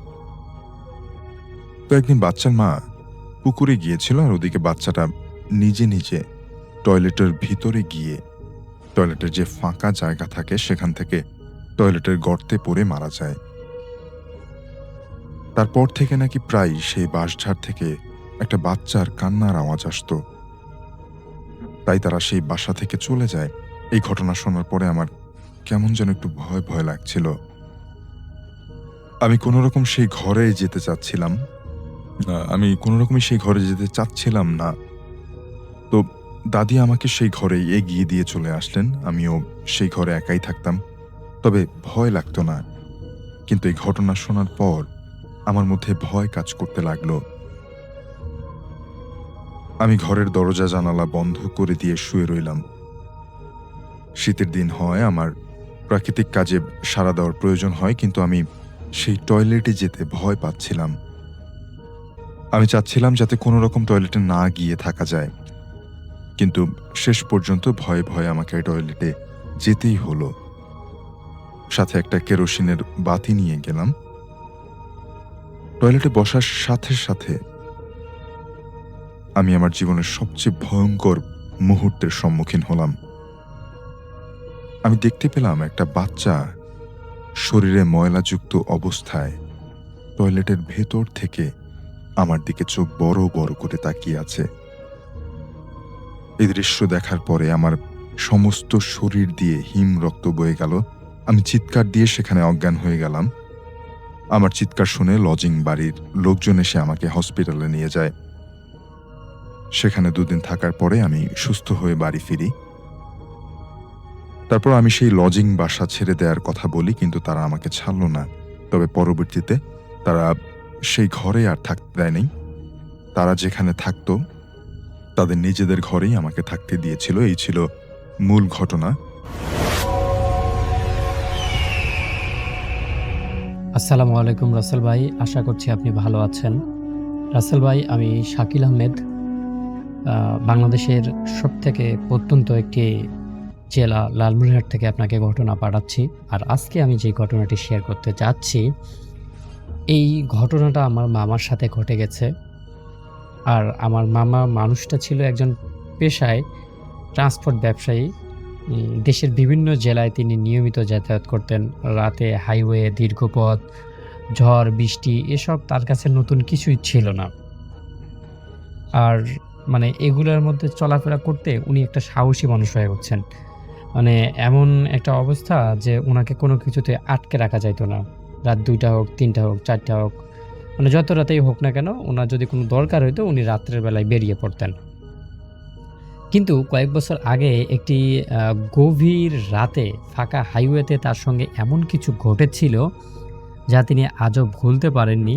আর সেই ঘটনাটাই আজকে আমি আপনাদের সঙ্গে শেয়ার করছি। রাসেল ভাই, এই ঘটনাটা আজ থেকে প্রায় 3 কি 4 বছর আগের আর কি, ডিসেম্বর মাসের শেষ দিকের একটা ঘটনা। আহ, তো সেদিন আমার মামা একটা মাইক্রোবাস নিয়ে ঢাকার দিকে মানে ঢাকা থেকে আমাদের দিকে ফিরছিল। কাজ শেষ হতে হতে মানে প্রায় ১টা কিংবা ১:৩০টার মতো এরকম সময় আরকি। তো উনি যখন যাচ্ছিল বা আসতেছিল আরকি, সবকিছুই স্বাভাবিক ছিল, একদমই সবকিছু স্বাভাবিক। হাইওয়েতে মাঝে মধ্যে ট্রাক দেখা যাচ্ছিল, আবার মাঝে মধ্যে অনেক আরকি যানবাহন, তারপর মানে যেগুলো হাইওয়েতে সাধারণত চলে। তো সবকিছু মিলে একদমই সাধারণ চলছিল আরকি হাইওয়ে। তো মামা হঠাৎ করে দেখলেন যে রাস্তার সাইডে কিছু দূর পর একটা চায়ের দোকান, আলো, মানুষ। তো সবকিছু ঠিকঠাক ছিল। কিন্তু মামা যতটুকু তার এক্সপেরিয়েন্স আরকি, এত রাত্রে ওই রাস্তার সাইডের যে চায়ের দোকানগুলো আছে, এগুলো সাধারণত আরকি মানে কি বলে, ভিড় থাকে না বা রাস্তা একদম ফাঁকা হয়ে যায়। তো একসময় আমার মামা ভাবলেন যে হয়তো এখনো অত রাত হয়নি। আর রাসেল ভাই তখন কিন্তু এই যে বর্তমান সময়ে যে ডিজিটাল মিটার আছে, সেই মিটারটা তখন ওইভাবে ছিল না আরকি। তো মামা একটা সময় তিনি দেখলেন যে একটা এলাকায় পৌঁছে গেছেন, যেখানে প্রায় ১০ থেকে আ ১৫ কিলোমিটারের মধ্যে কোনো কিন্তু বাজার নাই বা কোনো বসতিও ছিল না। পুরো একটা ফাঁকা জায়গা। জায়গাটার নাম আমাকে বলছিল, কিন্তু আমি ভুলে গেছি, মনে নাই। তো মানে ২ পাশে ফাঁকা জায়গা, তারপর ফসলের জমি, কলা বাগান, তারপর হচ্ছে আখের বাগান। এইরকম আরকি বিভিন্ন রকমের ফল-ফলাদি আছে ২ পাশে। তো আমার মামা যখন যাচ্ছেন আরকি, পরিবেশটা একদমই নীরব। সবকিছু ঠিকঠাক ছিল।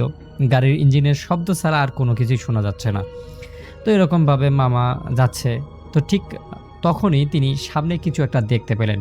১ম এ মনে হয় যে রাস্তার মাঝখানে কেউ একটা দাঁড়িয়ে আছে। একদম মাঝখান মিডল বরাবর আ যে থাকে, রাস্তাকে ২ ভাগ করেছে যেই আরকি ছোট একটা মানে লেন থাকে, ওই লেনটা আরকি। তো মামা কি করলেন? তার গাড়িটা একটু গতি কমায় দিলেন আরকি। কোনোভাবে একটা গতিটা আরকি স্বাভাবিকের মধ্যে নিয়ে আসলেন। তো মামা একটু কাছে আসতেই বুঝতে পারলেন যে ওটা একটা বৃদ্ধ মানুষ। গায়ে ময়লা সাদা পাঞ্জাবি, হাতে একটা আ মানে লাঠি ভর দিয়ে আরকি হাঁটেন, মাথা নিচু করে রাস্তার ঠিক মাঝখানে দাঁড়িয়ে আছে। আ লোকটা দেখে মামা এত রাতে খুবই আরকি মানে একটু টেনশনে পড়ে গেলেন যে রাত ২টার দিকে নির্জন হাইওয়ের মাঝখানে একজন বৃদ্ধ, এটা একটু খুবই তার কাছে অস্বস্তিকর লাগলো। তো তিনি ১ম বার হর্ন বাজালেন। ১ বার বাজালেন, ২ বার বাজালেন, ৩ বার বাজালেন। কিন্তু লোকটা কোনোভাবে চুল পরিমাণও নড়াচড়া করতেছে না। মনে হচ্ছে যে একদম এটা একটা কাঠ বা কোনো কিছু একটা বস্তু এখানে পড়ে আছে। তিনি কি করলেন? মানে সেই যে লোকটা ছিল বা যেটাই ছিল সেটাকে পাশ কাটিয়ে সামনের দিকে চলে গেলেন এবং সামনের দিকে যাওয়ার পর তার যে লুকিং গ্লাস ছিল, সেই গ্লাসের দিকে তাকিয়ে দেখলেন যে লোকটা ঠিক তখনও, মানে ইনি যে পাশ কাটিয়ে চলে গেলেন বা এত পিপ দিলেন, এত কিছু করলেন, ঠিক তখনও সেখানেই দাঁড়িয়ে আছে। বিষয়টি আমার কাছে বেশ খানিকটা অবাক লাগলো। তো তিনি ভাবলেন যে, "ধুর, যেটা যা হওয়ার হচ্ছে, আমি আমার মতো সামনে চলে যাই। এমনিতেও অনেক ফাঁকা জায়গা আছে, ভয় একটু লাগতেই পারে।" তো উনি কি করলেন? আ তো উনার গাড়ির গতি আরো বাড়ায় দিয়ে তাড়াতাড়ি করে চলে গেলেন এবং একটা সময় উনি দেখতে পারেন যে তার কিছুটা সামনে ঠিক একই জিনিস, একই বৃদ্ধ লোক, একই সাদা পাঞ্জাবি, একই লাঠি, একই ভঙ্গি, একই দিকে হয়ে দাঁড়িয়ে আছে রাস্তার মাঝখানে। এবার আমার মামা ভাবলেন যে হয়তো এটা অন্য কেউ। কিন্তু যখন আরেকটু কাছাকাছি গেলেন, যখন কাছাকাছি গিয়ে ঠিক আগের মতো আবার ওই আ মানে হর্ন দিলেন, করলেন, না, সেটা নড়তেছে না। ঠিক একইভাবেই আছে। তো আমার মামা মনে করতেছে, মানে উনি ভাবতেছেন যে উনি হয়তো একই রাস্তা দিয়ে বারবার যাচ্ছেন কিনা। কিন্তু হাইওয়েতে তো আসলে এইটা করার মানে কোনো উপায় নাই। কারণ হাইওয়েতে তো সোজা একদম যাইতেই হবে আপনাকে। তো এবার মামার আসলে একটু ভয় লাগা শুরু করল। কারণ তিনি কোনোভাবেই, মানে কোনো সম্ভবই না যে এই যে বৃদ্ধ লোকটাকে আছে কয়েক মিটার যে দূরত্ব চলে আসছে, আবারও সেই লোকটা তার আগে এসে এখানে দাঁড়াবে, এটার মানে কোনো অপশনেই আসে না। তখন মামা কি করলেন, মানে এবার অদ্ভুত বিষয়টা লক্ষ্য করছে, মানে বিষয়টা তার কাছে একদমই ভালো লাগতেছে না। এজন্য সে কি করলো, খুব তাড়াতাড়ি মানে গাড়িটা তার যত স্পিড ছিল সব স্পিড দিয়ে সামনে চলে গেল। প্রায় ১০-১৫ মিনিট পর তিনি আবার দেখলেন ঠিক একই জিনিস, একই লোকটা রাস্তার মাঝখানে দাঁড়িয়ে আছে। কিন্তু এবার একটা অদ্ভুত বিষয় লক্ষ্য করলেন যে লোকটার মাথাটা ধীরে ধীরে ঘুরছে, মানে আর সেই গাড়ির দিকে তাকিয়ে আছে, যা তার শরীরের সামনের দিকে আর কি। কিন্তু মাথাটা প্রায় পুরো ঘুরে গেছে, মানে শরীর থেকে মনে হচ্ছে পুরো আলাদা। এবার মামা এই জিনিসটার দিকে মানে ভয়ে না তাকিয়ে মামা অন্যদিকে তাকালেন। অন্যদিকে তাকায়া উনি গতি বাড়িয়ে দেন এবং এরপর একদম মানে টানা ১০-১৫ মিনিট উনি গাড়ি চালান এবং গাড়ির ভিতরে যে মানে রেডিও ছিল আগে, সেই রেডিওটা চালু করে দেন। তো রেডিও চালু করে গান শুনতে শুনতে চলছেন আর কি। তো হঠাৎ করে উনি দেখলেন যে রেডিওটা বন্ধ হয়ে গেল, একদমই বন্ধ হয়ে গেল। থপ করে বন্ধ হয়ে যেয়ে একটা খসখসা আওয়াজ আর কি শুনলেন আর কি উনি। তো এই খসখসা আওয়াজটার পর আর কি আরেকটা মৃদু কণ্ঠ আসলো, যেন কেউ খুব দূর থেকে কথা বলছে। তিনি স্পষ্ট শুনতে পাচ্ছেন, মানে উনি দেখতেছেন যে কেউ একটা মানে কথা বলতেছে, কিছু একটা তাকে উদ্দেশ্য করে বলতেছে। তার যে মিররটা ছিল ইয়ার আর কি সিটের সাইডে, ওই সাইডটা দিয়ে উনি দেখতেছেন যে কিছু একটা তাকে মানে ইশারা করতেছে, মানে কিছু একটা তাকে সামনে যাইতে নিষেধ করতেছে আর কি। মানে মামার এইরকমটা মনে হচ্ছিল যে তার পিছনের সিটে বা তার পিছনে কেউ একজন বসে আছে। তো এটা দেখে মামা মানে এরকম যখন তার মনে হচ্ছিল তখন তার খুব বেশি ভয় লাগলো। তাই তিনি কী করলেন, মানে সিটের একটু মাথা ঘুরিয়ে দেখলেন যে তার সিটের পিছনে কেউ একজন বসে আছে, একজন বৃদ্ধ মাথা নিচু করে। তো এটা তার বুকের ভিতরটা একদম ধক করে ওটা দেখার পর। এরপর তিনি কি করলেন, মানে মিররটা ধীরে ধীরে ঘুরিয়ে তার নিজের দিকে নিয়ে আসেন। তো এটা দেখার পর হয়তো তার ক্লান্তির মানে মানে এমন একটা পর্যায়ে চলে গেছে, উনি দেখলেন যে তার ফেসটা সব ঠিক আছে। আবার যখন মিররটা সরাইয়া পিছর দিকে দিলেন, দেখলেন যে না, সেখানে কিছুই নেই। তো এই বিষয়টা তার কাছে খুবই অবাক লাগে। তিনি আর কি বুঝতে পারেন না যে আসলে এখানে কি হচ্ছে বা আসলে এটা কি হবে বা কি না হবে। এই বিষয়টাকে উনি একদম মাথায় নিতেই পারছেন না। উনি আর কি এই বিষয়টা থেকে এড়িয়ে যেতে চাচ্ছেন এবং তারপর উনি কি করলেন কি, উনি ওনার গাড়িতে যে পানি থাকে বোতলে রাখা, সেই পানি একটু খাইলেন। খাওয়ার পর কিছুটা পানি তার মুখে, চোখে এবং শরীরের মধ্যে ছিটাই দিলেন এবং বেশ খানিকটা সময় সেখানে তিনি রেস্ট নিলেন। কারণ উনি ভাবলেন যে হয়তো একা যাচ্ছি এত পথ, এজন্য হয়তো এরকমটা লাগতেছে। এজন্য উনি কি করলেন, উনি বেশ খানিকটা ওখানে রেস্ট নিয়ে নিলেন। তো রেস্ট নেওয়ার পর আবার যখন উনি রওনা দিলেন, তো রওনা দেওয়ার সময় ঠিক দেখলেন যে মানে তার সামনে যেটা মানে এতক্ষণ থেকে তিনি যেই বিষয়গুলো দেখছেন সেই বিষয়গুলো তেমন কিছুই নেই এবং এরপর তিনি সোজা টান দিয়ে একদম বাড়ির দিকে চলে আসেন। তো রাসেল ভাই, আসলে সেদিন মামা কি দেখেছিল বা আসলে ওনার ফিলিংসটা তো আমি বুঝতে পারিনি। আসলে উনি যেভাবে বলেছে আমি ঠিক সেভাবেই শুনলাম, কিন্তু তারপর থেকে আমার মামা আর কখনোই রাতের বেলায় ওই রকম মানে কোনোভাবেই ওই রকম কোনো কিছুর সম্মুখীন হননি বা তিনি এমনভাবে তার জীবনযাপন চলা শুরু করেন যে উনি সন্ধ্যার পর আর কখনো বাইরে যাননি। তো রাসেল ভাই, এটাই ছিল ঘটনা। যদি ঘটনাটি ভালো লাগে তাহলে শেয়ার করবেন। ঘটনায় চলে যাচ্ছি। আমি ঢাকায় এলাম, শরীরে সব জায়গায় ব্যথা, ক্লান্ত, মনোবল হারিয়ে ফেলেছিলাম। সত্যি কথা, একদম চেহারার বিভিন্ন অংশ ফুলে গেছে, যেন আমাকে কেউ কিল ঘুষি মেরেছে। মা দেখলো, জিজ্ঞেস করলো, কথা বলিনি তাদের সাথে, যাতে কেউ না ভাবে অন্য কিছু। সেদিন সবার সাথেই দুপুরে খেলাম একসাথে। নিজের ঘরে একা বসে আছি, সাদা কাগজ কলম নিয়ে আঁকিবুকি করছি আর গত রাতের কথাগুলো ভাবছি। এমন সময় আমার ঘরের গেট খোলার শব্দ আমি পেলাম, যেভাবে জং ধরা কবজা নড়তে নড়তে শব্দ করে সেভাবে। আমার ঘরের গেট লাগানো থাকে, তাই আমি মনে করি আমির সাহেব এসেছেন হয়তো। ভ্রুক্ষেপ না করে আঁকিবুকি করছিলাম। আমার কেন যেন মনে হতে লাগলো একটা ভয়ানক দেখতে হাত আমার ঘাড় ধরার চেষ্টা করছে। ঠিক তখনই একটা বড় খাতা আমার সামনে এসে পড়ল। আমি উঠে দাঁড়ানোর সময় আমার ঘরের গেটটা আবার লেগে গেল। আমি খাতাটা খুলে দেখতে পারি একটা মেয়ের স্কেচ আঁকা, যাকে একটা জানালার সাথে বেঁধে রেখেছে বিছানার উপর। ভ্রুক্ষেপ করলাম না, কেন যেন গুরুত্বই দিলাম না এই ঘটনাটাকে। এটা এখন আমার সাথে ঘটে, আমি অনেক বেশি প্যানিক করতাম, কিন্তু তখন কেন যেন করলাম না। হেলান দিয়ে ঘুমিয়ে গেলাম হুট করেই। ঘুমের মধ্যে দেখলাম একটা স্কুল ঘর। আমি সেই ঘরের জানালার বাইরে, জানালার দিকে যে দেখতে পাই বেঞ্চে নূরজাহান বসা, দোয়াতকালির কলম দিয়ে যেন কি জানি লেখছে। তখন দেখতে পাই স্কুল ঘরের ফ্লোরে পানির মতো করে রক্ত আসছে কোথা থেকে যেন। ও আমার দিকে তাকিয়ে বলে, আমাকে সাহায্য করো, আমি মরে যাব তো। এটা বলতে বলতেই দেখলাম রক্তে সেই ঘর ভরে গেল, আর সেই রক্তে ডুবে যাচ্ছিল। এটা দেখার সময় আমাকে জাগিয়ে তোলেন আমির সাহেব। আমি উঠে বসি, শীত লাগছিল বেশ। আমি জড়সড় হয়ে বসে ওনাকে জিজ্ঞেস করি, কাশেম সাহেবের ব্যাপারে কি করব বলুন তো। উনি আমাকে বলেন, ছেড়ে দাও। আমি অবুঝের মতো তাকে বলতে লাগলাম, আমার মান সম্মান মিটে যাবে, আর আপনি কাল রাতে ওকে শিক্ষা দিতে পারছিলেন, আর আমি পারবো, আপনি পারবেনও।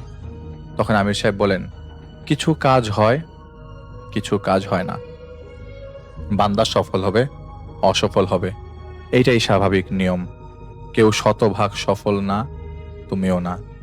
তখন আমি অবুঝের মতো তর্ক করতে শুরু করি ওনার সাথে। উনি সেখান থেকে চলে গেলেন। রাতে আমি নামাজ পড়ে হাঁটছিলাম রুমের মধ্যে, আর কিছু কথা ভাবছিলাম। কিভাবে আমি জেনে যাচ্ছি অনেক কিছু যা জানা যায় না, কিভাবে আমি বুঝে ফেলছি বা দেখছি কার কি সমস্যা, কোথায় কি পোতা আছে। আর মেলাতে শুরু করি আমির সাহেবের একটা কথা। উনি আমাকে বলেছিলেন, সব জায়গা তুমি দেখো, আর এখানে এই লোককে দেখো, লেখে কেন বুঝলে না। উনি আমাকে বলেছিলেন যে এক শয়তান আরেক শয়তানকে দেখায় না। কিন্তু এই কথাটা কিন্তু আমি ভাবিনি, ভেবেছি আমি কাশেম সাহেবের কোনো কিছু দেখলাম না তো। এতটা মগ্ন ছিলাম নিজেকে নিয়ে যে ইশারা ইঙ্গিত ভালো মন্দ বুঝতে পারছিলাম না। আমি শুয়ে পড়ি আর নিজেকে বলতে থাকি, কাশেম সাহেবকে আমার ঠিক করতেই হবে, ঠিক করাই লাগবে, যেভাবেই হোক। আমির সাহেব ইচ্ছা করে আমাকে পরীক্ষা করছেন, এমন ভুল ধারণা ভিতরে জন্মে গেছিল আমার। কি করে কাশেম সাহেবকে ঠিক করা যায় তা ভাবতে ভাবতে ঘুমিয়ে গেলাম। ফজরে আজান কানে শুনছিলাম, কিন্তু কেন যেন উঠতে পারছিলাম না আমি। দুপুরের দিকে ফোন আসে কাশেম সাহেবের বড় ছেলের। ওনার বাবা ফিরে আসছেন বাসায়, একদম সহি সালামত স্বাভাবিকভাবে। এটা শুনে আমি বললাম, বলছি না ভাই, ঢাকায় এসে ব্যবস্থা নিয়েছি আমি, যেটা ছিল মিথ্যা কথা। এখন উনি ভালো হয়ে গেছেন, ওনার ছেলে অনেক প্রশংসা করে আমার, যা শুনতে আমার তখন অনেক ভালো লাগতো। ফোন রেখে দিলাম। মিথ্যা কথা বলার কারণে খুব খারাপ লাগতে শুরু করে আমার। খুশির চেয়ে তখন নিজেকে চোর মনে হচ্ছিল। তাই আমির সাহেবকে আমি ডাকি, ওনাকে বলি কাশেম সাহেব নাকি ফিরে এসেছেন, আর মিথ্যা বলার কারণে খারাপ লাগছে তা। উনি আমাকে তওবা করতে বলেন এবং চলে যাওয়ার সময় একটা আমার কথা আমাকে বলেন, তোমার কি মনে আছে এক পাপের সাজা তুমি পাচ্ছ? আমি উত্তর দিইনি। উনি বলেন, তুমি নফসকে সামলাও, এখনো সময় আছে। আল্লাহ মাফ করেন তার সব বান্দাকে, যদি সে পানাহা চায়। পানাহা চাও, এটা বলে তিনি চলে যান। সেদিন রাত 9টার দিকে একটা ফোন আসে, একটা মেয়ের সমস্যা আছে, আমাকে আর্জেন্ট সেখানে যেতে হবে, কারণ 9 জন হুজুররা এসে কিছু করতে পারেনি। ঝাড়ফুঁকের সময় মেয়েটাকে কষ্ট দেয় সেই বদজিন, গলা চেপে ধরে। এজন্য যাতে বড় কিছু মেয়ে মারা গেলে তাদের উপর এসে দায়ভার পড়বে, সেই হুজুর আসে, যেই হুজুর আসে তিনিই চলে যান। তো আমি বলি যে আমি আসছি, এটা বলে বের হয়ে যাই বাসা থেকে। আমি হাঁটছিলাম, ততক্ষণ ফোন আসে আমার কাছে কাশেম সাহেবের ছেলের। কাশেম সাহেব খাবার সময়ে নাকি নিজের গলা ধরে পড়ে গিয়েছিলেন, এখন তাকে হাসপাতালে তারা নিয়ে যাচ্ছেন। এটা শুনে আমি ফোনটা রেখে দিই। আমি কেন যেন এই কথাটা আমির সাহেবকে জানালাম না। আমি যাই সেই বাড়িতে, যে বাড়িতে সেই মেয়েটিকে রাখা আছে। মেয়ের পরিবার এখানে ভাড়া থাকেন, আর বাড়ির মালিক খুব ভালো লোক, তাই তিনি নিজেই হুজুরকে ডেকে আনছিলেন সমস্যা ঠিক করতে। আমি বাড়ির কাছাকাছি আসার আগ পর্যন্ত চিৎকার করার শব্দ পাচ্ছিলাম, কিন্তু আমি বাসায় ঢোকার পর সবকিছু যেন শান্ত হয়ে গেল। আমি কোনো কিছুর কোনো রকমের অনুভূতি পাচ্ছিলাম না। আমি যাই মেয়েটার সামনে, 2 হাত বাঁধা, জানালার গিলে মাথা নিচে ঝুঁকে আছে, চুলগুলো কেমন এলোমেলো। আমি বললাম, এটা কেন করলেন আপনারা? তারা বলেন যে মেয়েটা যাকেই পায় তার গলা চেপে ধরে। এটা বলতে বলতেই একটা চেয়ার নিজে থেকে এক ঘর থেকে আরেক ঘরে থেকে আমার সামনে এসে থামলো। সাথে সাথে লা ইলাহা ইল্লাল্লাহ পড়েন যারা যেখানে সেখানে ছিলেন। ফ্ল্যাটে তখন বাড়ির মালিক আর মেয়ের বাবা মা ছিল। ফ্ল্যাটে এইভাবে জিনিসপত্র ঘুরে, তাই অন্য লোকের নিরাপত্তার জন্য এই ফ্ল্যাটে কাউকে ঢুকতে দেওয়া হতো না। আমি তার কথা শুনে মেয়েটার বাঁধন খুলে দিই। বাঁধন খুলে দেওয়ার পর মেয়েটা একদম শান্ত মানুষের মতো নিজের চুল ঠিক করতে শুরু করে। আর আমি উঠে সেখান থেকে সরে যাব, সেই সময় কি মনে করে যেন আমি ফিরে তাকাই মেয়েটার দিকে। দেখি অমায়িক এক হাসি মেয়েটার মুখে। এটা দেখে আমি বলি, কেমন আছেন আপনি? মাথা নেড়ে শান্তভাবে ইশারা দিয়ে সে বলে সে ভালো আছে। আমি বের হয়ে তার মা বাবার সাথে কথা বলতে যাব, তখন আমাকে সে ডাকে, ফিচ করে দাঁত ঠোঁট মিলিয়ে একটা শব্দ করে। আমি পিছনে ঘুরে তাকাই। আজব লাগলো কেমন একটা, কারণ এমন ফিচ করে শব্দ আমি শুনেছি কাউকে করতে, কেন সেই জন্য শব্দটা আমার পরিচিত। আমি বলি মেয়েটাকে উদ্দেশ্য করে যে, দেখুন, আমি জানি না আর কে কেমন, কিন্তু আমি জানি আপনি আমার চেয়ে বড়, তাই আমি আপনার বাঁধন খুলে দিয়েছি। আশা করি কোনো সমস্যা আপনি করবেন না। মেয়েটা মাথা নাড়িয়ে অমায়িকভাবে হাসতে হাসতে ইশারা দিয়ে বলে যে সে কোনো সমস্যা করবে না। আমি ঘর থেকে বেরোতে যাব, এবার মেয়েটা বলে ওঠে দুই রকম কণ্ঠ মিলে, আমার কাছে আসবে কখন? আমি বলি, কেন? সে বলে, অনেক কথা আছে তোমার সাথে। আমি বলি, আগামীকাল আসবো। আপনার সাথে কথা আমি অবশ্যই বলবো, কিন্তু মেয়েটাকে বা আপনি আর কাউকে কষ্ট দিবেন না। সে মাথা ঝুঁকিয়ে ইশারা দিয়ে বলে, হ্যাঁ সূচক হ্যাঁ সূচকভাবে বলে যে হ্যাঁ, কষ্ট দিব না। আমি নাম ঠিকানা তাদের একটা কাগজে লিখে দিতে বলি। ততক্ষণ 11টা বাজে, তাই আর কোনো কথা না বলে নাম ঠিকানার লেখা কাগজ নিয়ে আমি চলে আসি। আমি বের হতে না হতেই কাশেম সাহেবের ছেলের ফোন আসে। ফোনে সে আমাকে বলে যে কাশেম সাহেব মারা গেছেন। তাজ্জব হয়ে গেলাম, কারণ এমনটা প্রথমে ছিল তখন আমার জন্য। তীব্র মন খারাপ হয়ে গেল। আমি ঠিক করি হেঁটে হেঁটে বাড়ি ফিরবো, আর মাথায় অনেক কিছু ঘোরাপাক করছিল। রাত 12টা 40, তখনও বাসা থেকে 30 মিনিটের হাঁটার দূরত্বে আমি। কেন যেন মনে হলো পেছনে কেউ হাঁটছে। ঘুরে তাকিয়ে দেখি একটা লোমশ কুকুর। আমি কুকুর ভয় পাই না, তাই নিজের মতোই হাঁটছিলাম। তখন আমার মাথার উপরে দানা ঝাপটাতে কিছু একটা উড়ে গেল, আর তখনই আমার পেছনে থাকা কুকুরটি সেই পাখিটি যেদিকে যাচ্ছিল সেদিকে ধাওয়া দেওয়ার মতো করে দৌড় দিল। আর আমি বুঝতে পারি এই কুকুরটা সাধারণ কুকুর না, তাই বুঝতে পারি এখানে ঝামেলা আছে। আমি জোরে হেঁটে যেতে লাগলাম। তখন আরেকবার কোথা থেকে যেন একটা পাখি আমার পেছন থেকে এসে ডানা দিয়ে আমার 2 কানেই ঝাপটা মারে আর আমাকে ঠোকর দিতে শুরু করে। সেই সময় কুকুরের ডাক শুনতে পাই খুব কাছ থেকেই, আর মনে হলো যেন আমার উপর দিয়ে একটা কুকুর লাফ দিয়ে সেই পাখিটাকে ধরার চেষ্টা করলো। আমি ভয়ে কোনোভাবে উঠে দাঁড়াই, আর দেখতে পাই বেশ কয়েকটা সাদা কালো কুকুর আমার সামনে স্বাভাবিকভাবেই বসে আছে, মাথা নুয়ে রেখে। তখন পেছন থেকে একটা বড় কুকুর সেখানে আসে, যেন কুকুরগুলোর নেত আসে। এমন ভঙ্গিতে কিছু একটা করলো যেন আমি তার মালিক, আর 2টা পা সামনে পা দিয়ে ইশারা করছিল যেন আমি হাঁটি, মানে বাসার দিকে যেন যাই। আমি বাসায় এলাম, আর বাসায় আসা পর্যন্ত সেই কুকুরগুলো আমার সাথে ছিল, যেন এরা আমাকে পাহারা দিয়ে রেখেছে আমাকে। আমির সাহেবের কয়েকজন সাথী আছে, আমি মনে করলাম তারাই হয়তো আমাকে পাহারা দিয়ে এনেছে। এর মানে আমির সাহেব ও জানেন যে কাশেম সাহেব মারা গেছেন। আমি নিজের ঘরে ঢুকতে ভাবছিলাম যে তাহলে পাখি রূপ নিয়ে ওই বদমাইশ আমার ক্ষতি করতে এসেছিল, আর এনারা আমাকে পাহারা দিয়ে এনেছেন। কিন্তু কাশেম সাহেব, তিনি তো ঠিক হয়ে গেলেন, কিভাবে কি মানে বুঝতে পারছিলাম না। সেই সময় আমার 8-10 মিনিটের ব্যবধানে 3 জায়গা থেকে ফোন আসে, যেখানকার সমস্যার সমাধানের জন্য আমি কাজ করছিলাম। কিছু খবর আসে, সে সবগুলো কাজ হুট করেই খারাপ হয়ে গেছে। যাদের সমস্যা ছিল তাদের অবস্থা হুট করেই গুরুতর হয়ে গেছে। তাদের হাসপাতালের দিকে নিয়ে যাচ্ছিল যে তাদের স্বজনরা। 10 মিনিটের ব্যবধানে 3টা ফোন কলে যখন শুনলাম 3 জনের অবস্থা হুট করেই খারাপ, তখন আমি ভীষণ চাপে পড়ে যাই, আর সাথে সাথেই আমির সাহেবকে ডাকি। চাপে পড়ার কারণ হলো আমি মূলত যে সে আমার কাছে আসে সে দেখভালের দায়িত্ব নেই।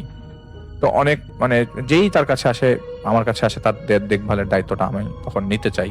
অনেক সময় অনেক কিছু কাজে অনেক সময় লাগে না, কখনো এক ব্যক্তিকে বারবার ক্ষতি করা হতেই থাকে, অনেক সময় কাজ করি হয় না।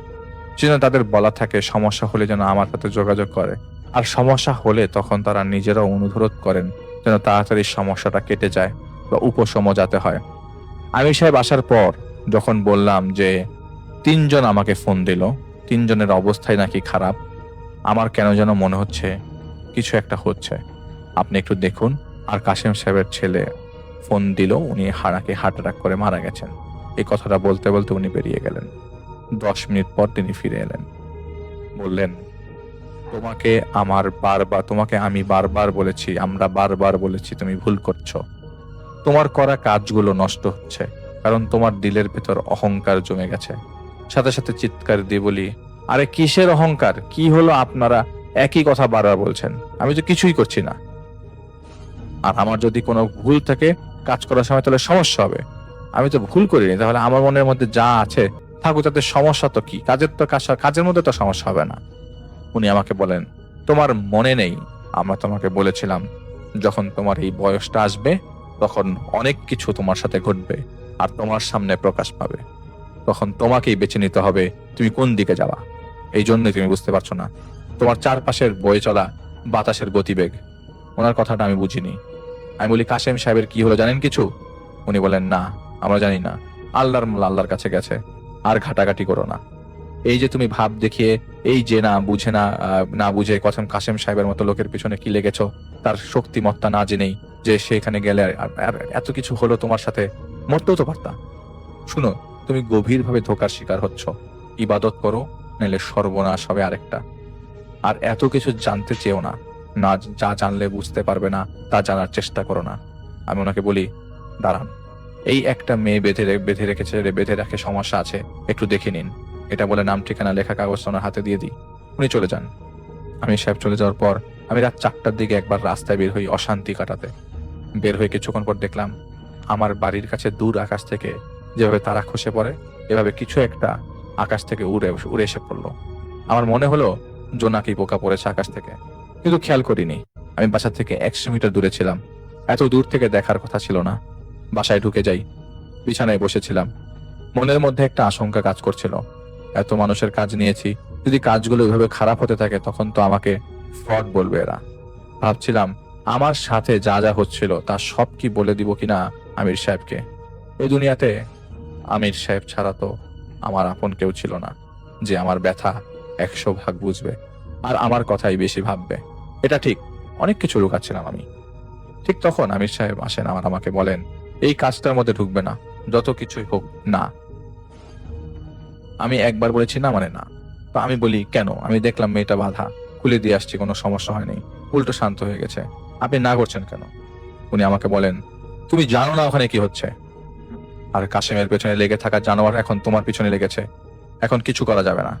আমি কথা বলতে গেলে তিনি বলেন, এখন সময় নেই, আমরা আসছি পরে। আমি তখন ওনাকে বলি, রাস্তায় আমার উপর পাখির রূপ নিয়ে হামলা করেছিল, এটা কি তবে কাশেম সাহেবের ক্ষতি যে করছে সে? তখন উনি বলেন, কখন এমন হলো?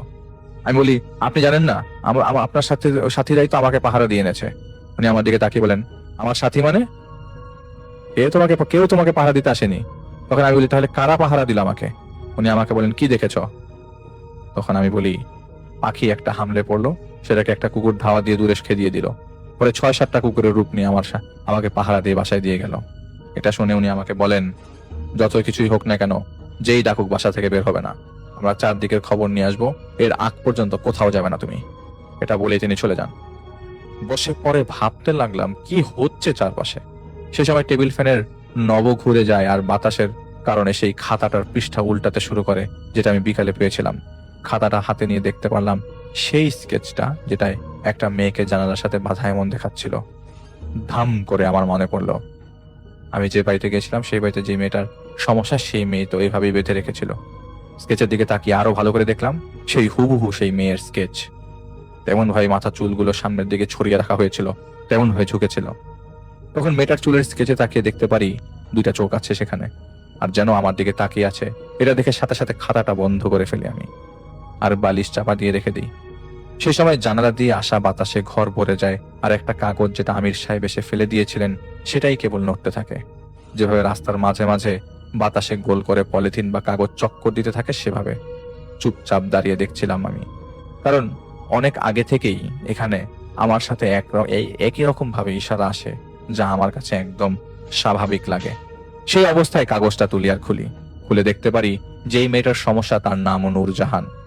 কাগজে হাত নিয়ে নিষ্বিরক্তির শ্বাস ফেলে যখন কাগজটা বাইরে ফেলতে যাব, সেই সময় সেই খাতাটায় আমি এই মেয়ের স্কেচ দেখেছিলাম সেটা যেন কোনো কিছু ছুঁড়ে ফেলে দেয় আমার পায়ের দিকে। হাতে নিয়েই যে পেজটায় আমার চোখ পড়ে সেই পেজে একটা স্কেচ আঁকা একজনের হাতের, যেন কেউ নিজের হাতে নিজেই কাটছে। তখন আমি হাই খাতাটা পুড়িয়ে দিই, আর ততক্ষণে ফজরের আজান শুরু হয়ে গেছে। আমি তখন এত কিছু ভাবতাম না, আর এই কথাটাই আমি বলতে ভুলে গিয়েছিলাম আমির সাহেবকে, যে আমি ভাবছি না, আমি ঘুমাতে পারছিলাম না কোনোভাবেই। একটু চোখ লেগে আসার পর মাস্টার এই শব্দটা শুনলাম মেয়েলি কণ্ঠে, আর কয়েক ফোঁটা পানির ছিটা আমার মুখে পড়ে। ঘুম থেকে উঠে বসি, শরীর কাঁপছিল জোরে জোরে। হুট করে এভাবে জেগে ওঠার কারণে আমার শরীর কাঁপছে তখন। আর সামনের ফ্লোরে একটা কাগজ পড়া আর কিছু আঁকিবুকি করা, যেটা আমি আনমনে আগের দিন আঁকিবুকি করছিলাম বিকেলবেলা। কিন্তু কি মনে করে কাগজটার দিকে তাকানোর সাথে সাথে বুকটা এমন মোচড় দিয়ে উঠলো যা বলে বোঝানো সম্ভব না। আঁকিবুকিটা ছিল নূরজাহানের শেষ মুহূর্তের ফ্যানে ঝোলা, আর নিচে দাঁড়িয়ে 3টা শয়তান দেখছে ওকে। আনমনে কিভাবে এটা হলো সেটা চিন্তা করার বুদ্ধি তখন আমার লোপ পেয়ে গিয়েছিল। আমি এতটাই ইমোশনাল হয়ে গেছিলাম যে এটা পর্দার পেছনে স্মৃতি আমার জীবনে একটা বিষ এখনো। আমি ভেঙে পড়ি কান্নায়। সারাটা দিন আমার মাথায় ঘুরতে থাকে সেই অতীত। বিকেলের দিকে ফোন এলো সেই মেয়েটার বাড়ি থেকে। ওর বাবা বলল মেয়ে এখন একদম ঠিক। উনি আমাকে বলছিলেন, আঙ্কেল কত বড় উপকার করলেন, কেউ পারলো না কিছু করতে, আপনি এলেন আর হয়ে গেল। প্রশংসা যা শুনতে আমার তখন ভালো লাগতো। আমি হ্যাঁ এইভাবেই কথা শেষ করে দিই তার সাথে। সন্ধ্যার আগে দিয়ে আমির সাহেব আমার কাছে আসেন। আজ এক বাস্তবতার কথা বলি। তখন যখন আমার মেন্টাল কন্ডিশন খারাপ হতো, আমি বিছানার নিচে যে লুকাতাম, চোখে হাত রেখে লুকাতাম। উনি এসে যখন দেখলেন আমি বিছানার নিচে, উনি বুঝে গিয়েছিলেন যে আমার সমস্যা হচ্ছে। তিনি আমাকে বের করেন আর কিছু সময় জড়িয়ে ধরে রাখেন। সেই সময় আমি কাঁদছিলাম শুধু, আর বলছিলাম সবকিছু যা আমি ওনাকে বলতে ভুলে গিয়েছিলাম। তিনি সবকিছু চুপচাপ কেবল শুনলেন।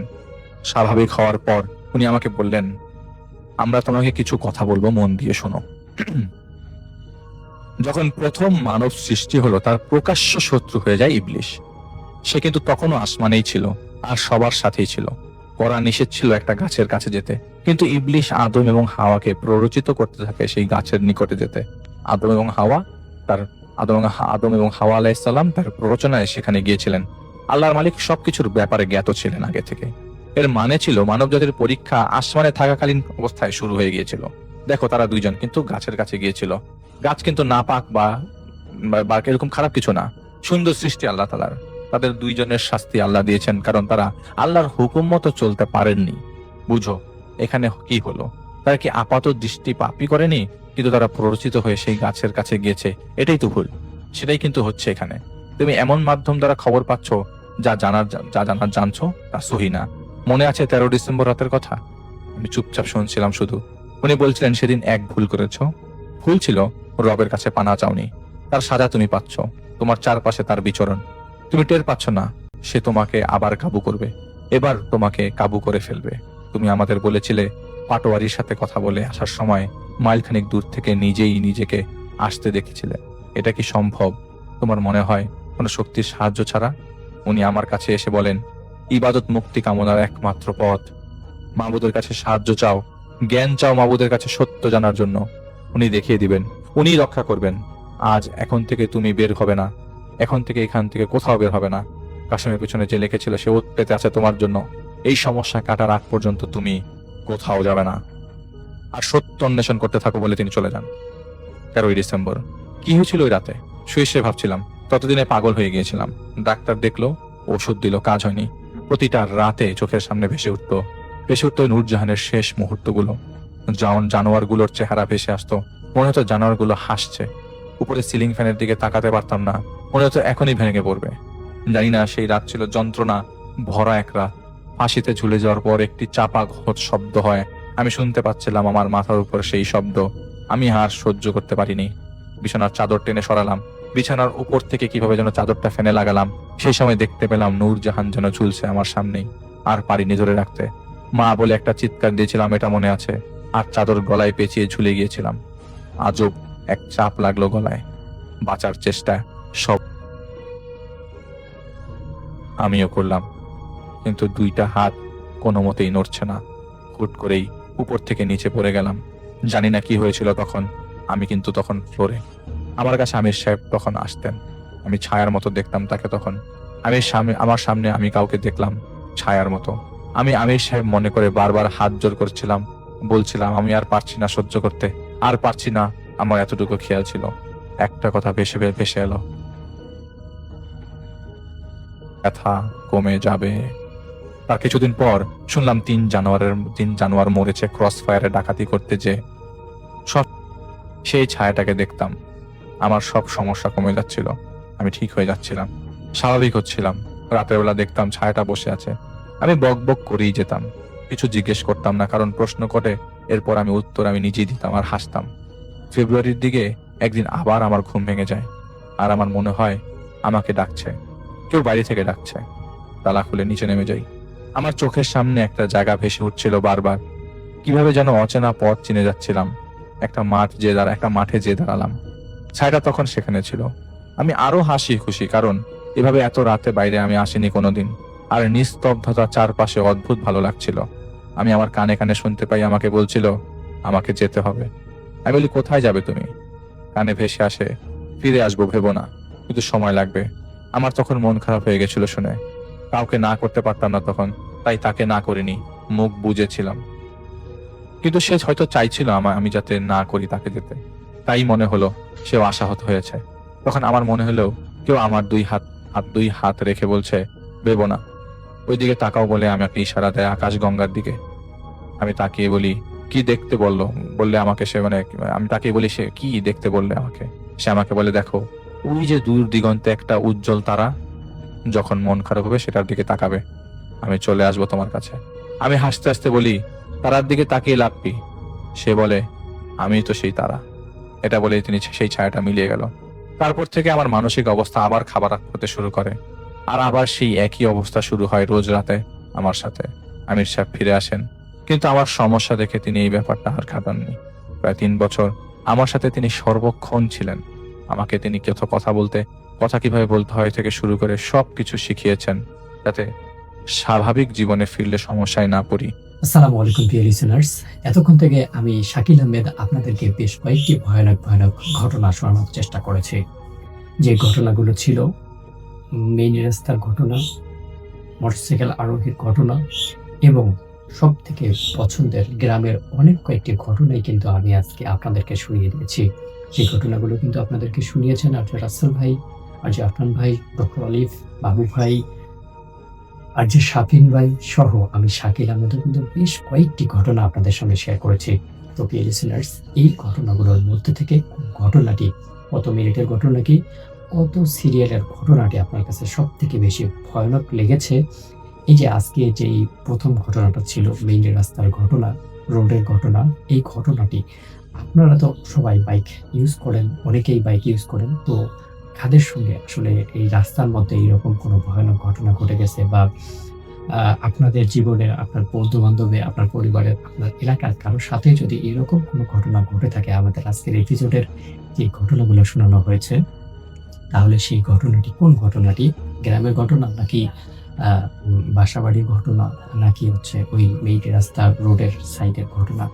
তো এই ঘটনাগুলোর মধ্য থেকে যদি কোনো ঘটনা আপনার লাইফের কোনো একটা সময়ের সাথে, কারোর সাথে, কোনো বন্ধু বান্ধবের সাথে মিলে যায়, তাহলে সেটি কিন্তু আমাদেরকে জানাতে ভুলবেন না। আর আপনাদের কাছে রিকোয়েস্ট থাকবে, যারা এইরকম ভয়ানক ঘটনাগুলো পছন্দ করেন, তাদের কাছে রিকোয়েস্ট করবো অবশ্যই চ্যানেলটি সাবস্ক্রাইব করবেন। আমাদের এই চ্যানেলটি প্রতিনিয়ত আপনাদের পছন্দের কথা চিন্তা করেই কিন্তু ভয়ানক ঘটনাগুলো নিয়ে আমরা এপিসোড তৈরি করে থাকি।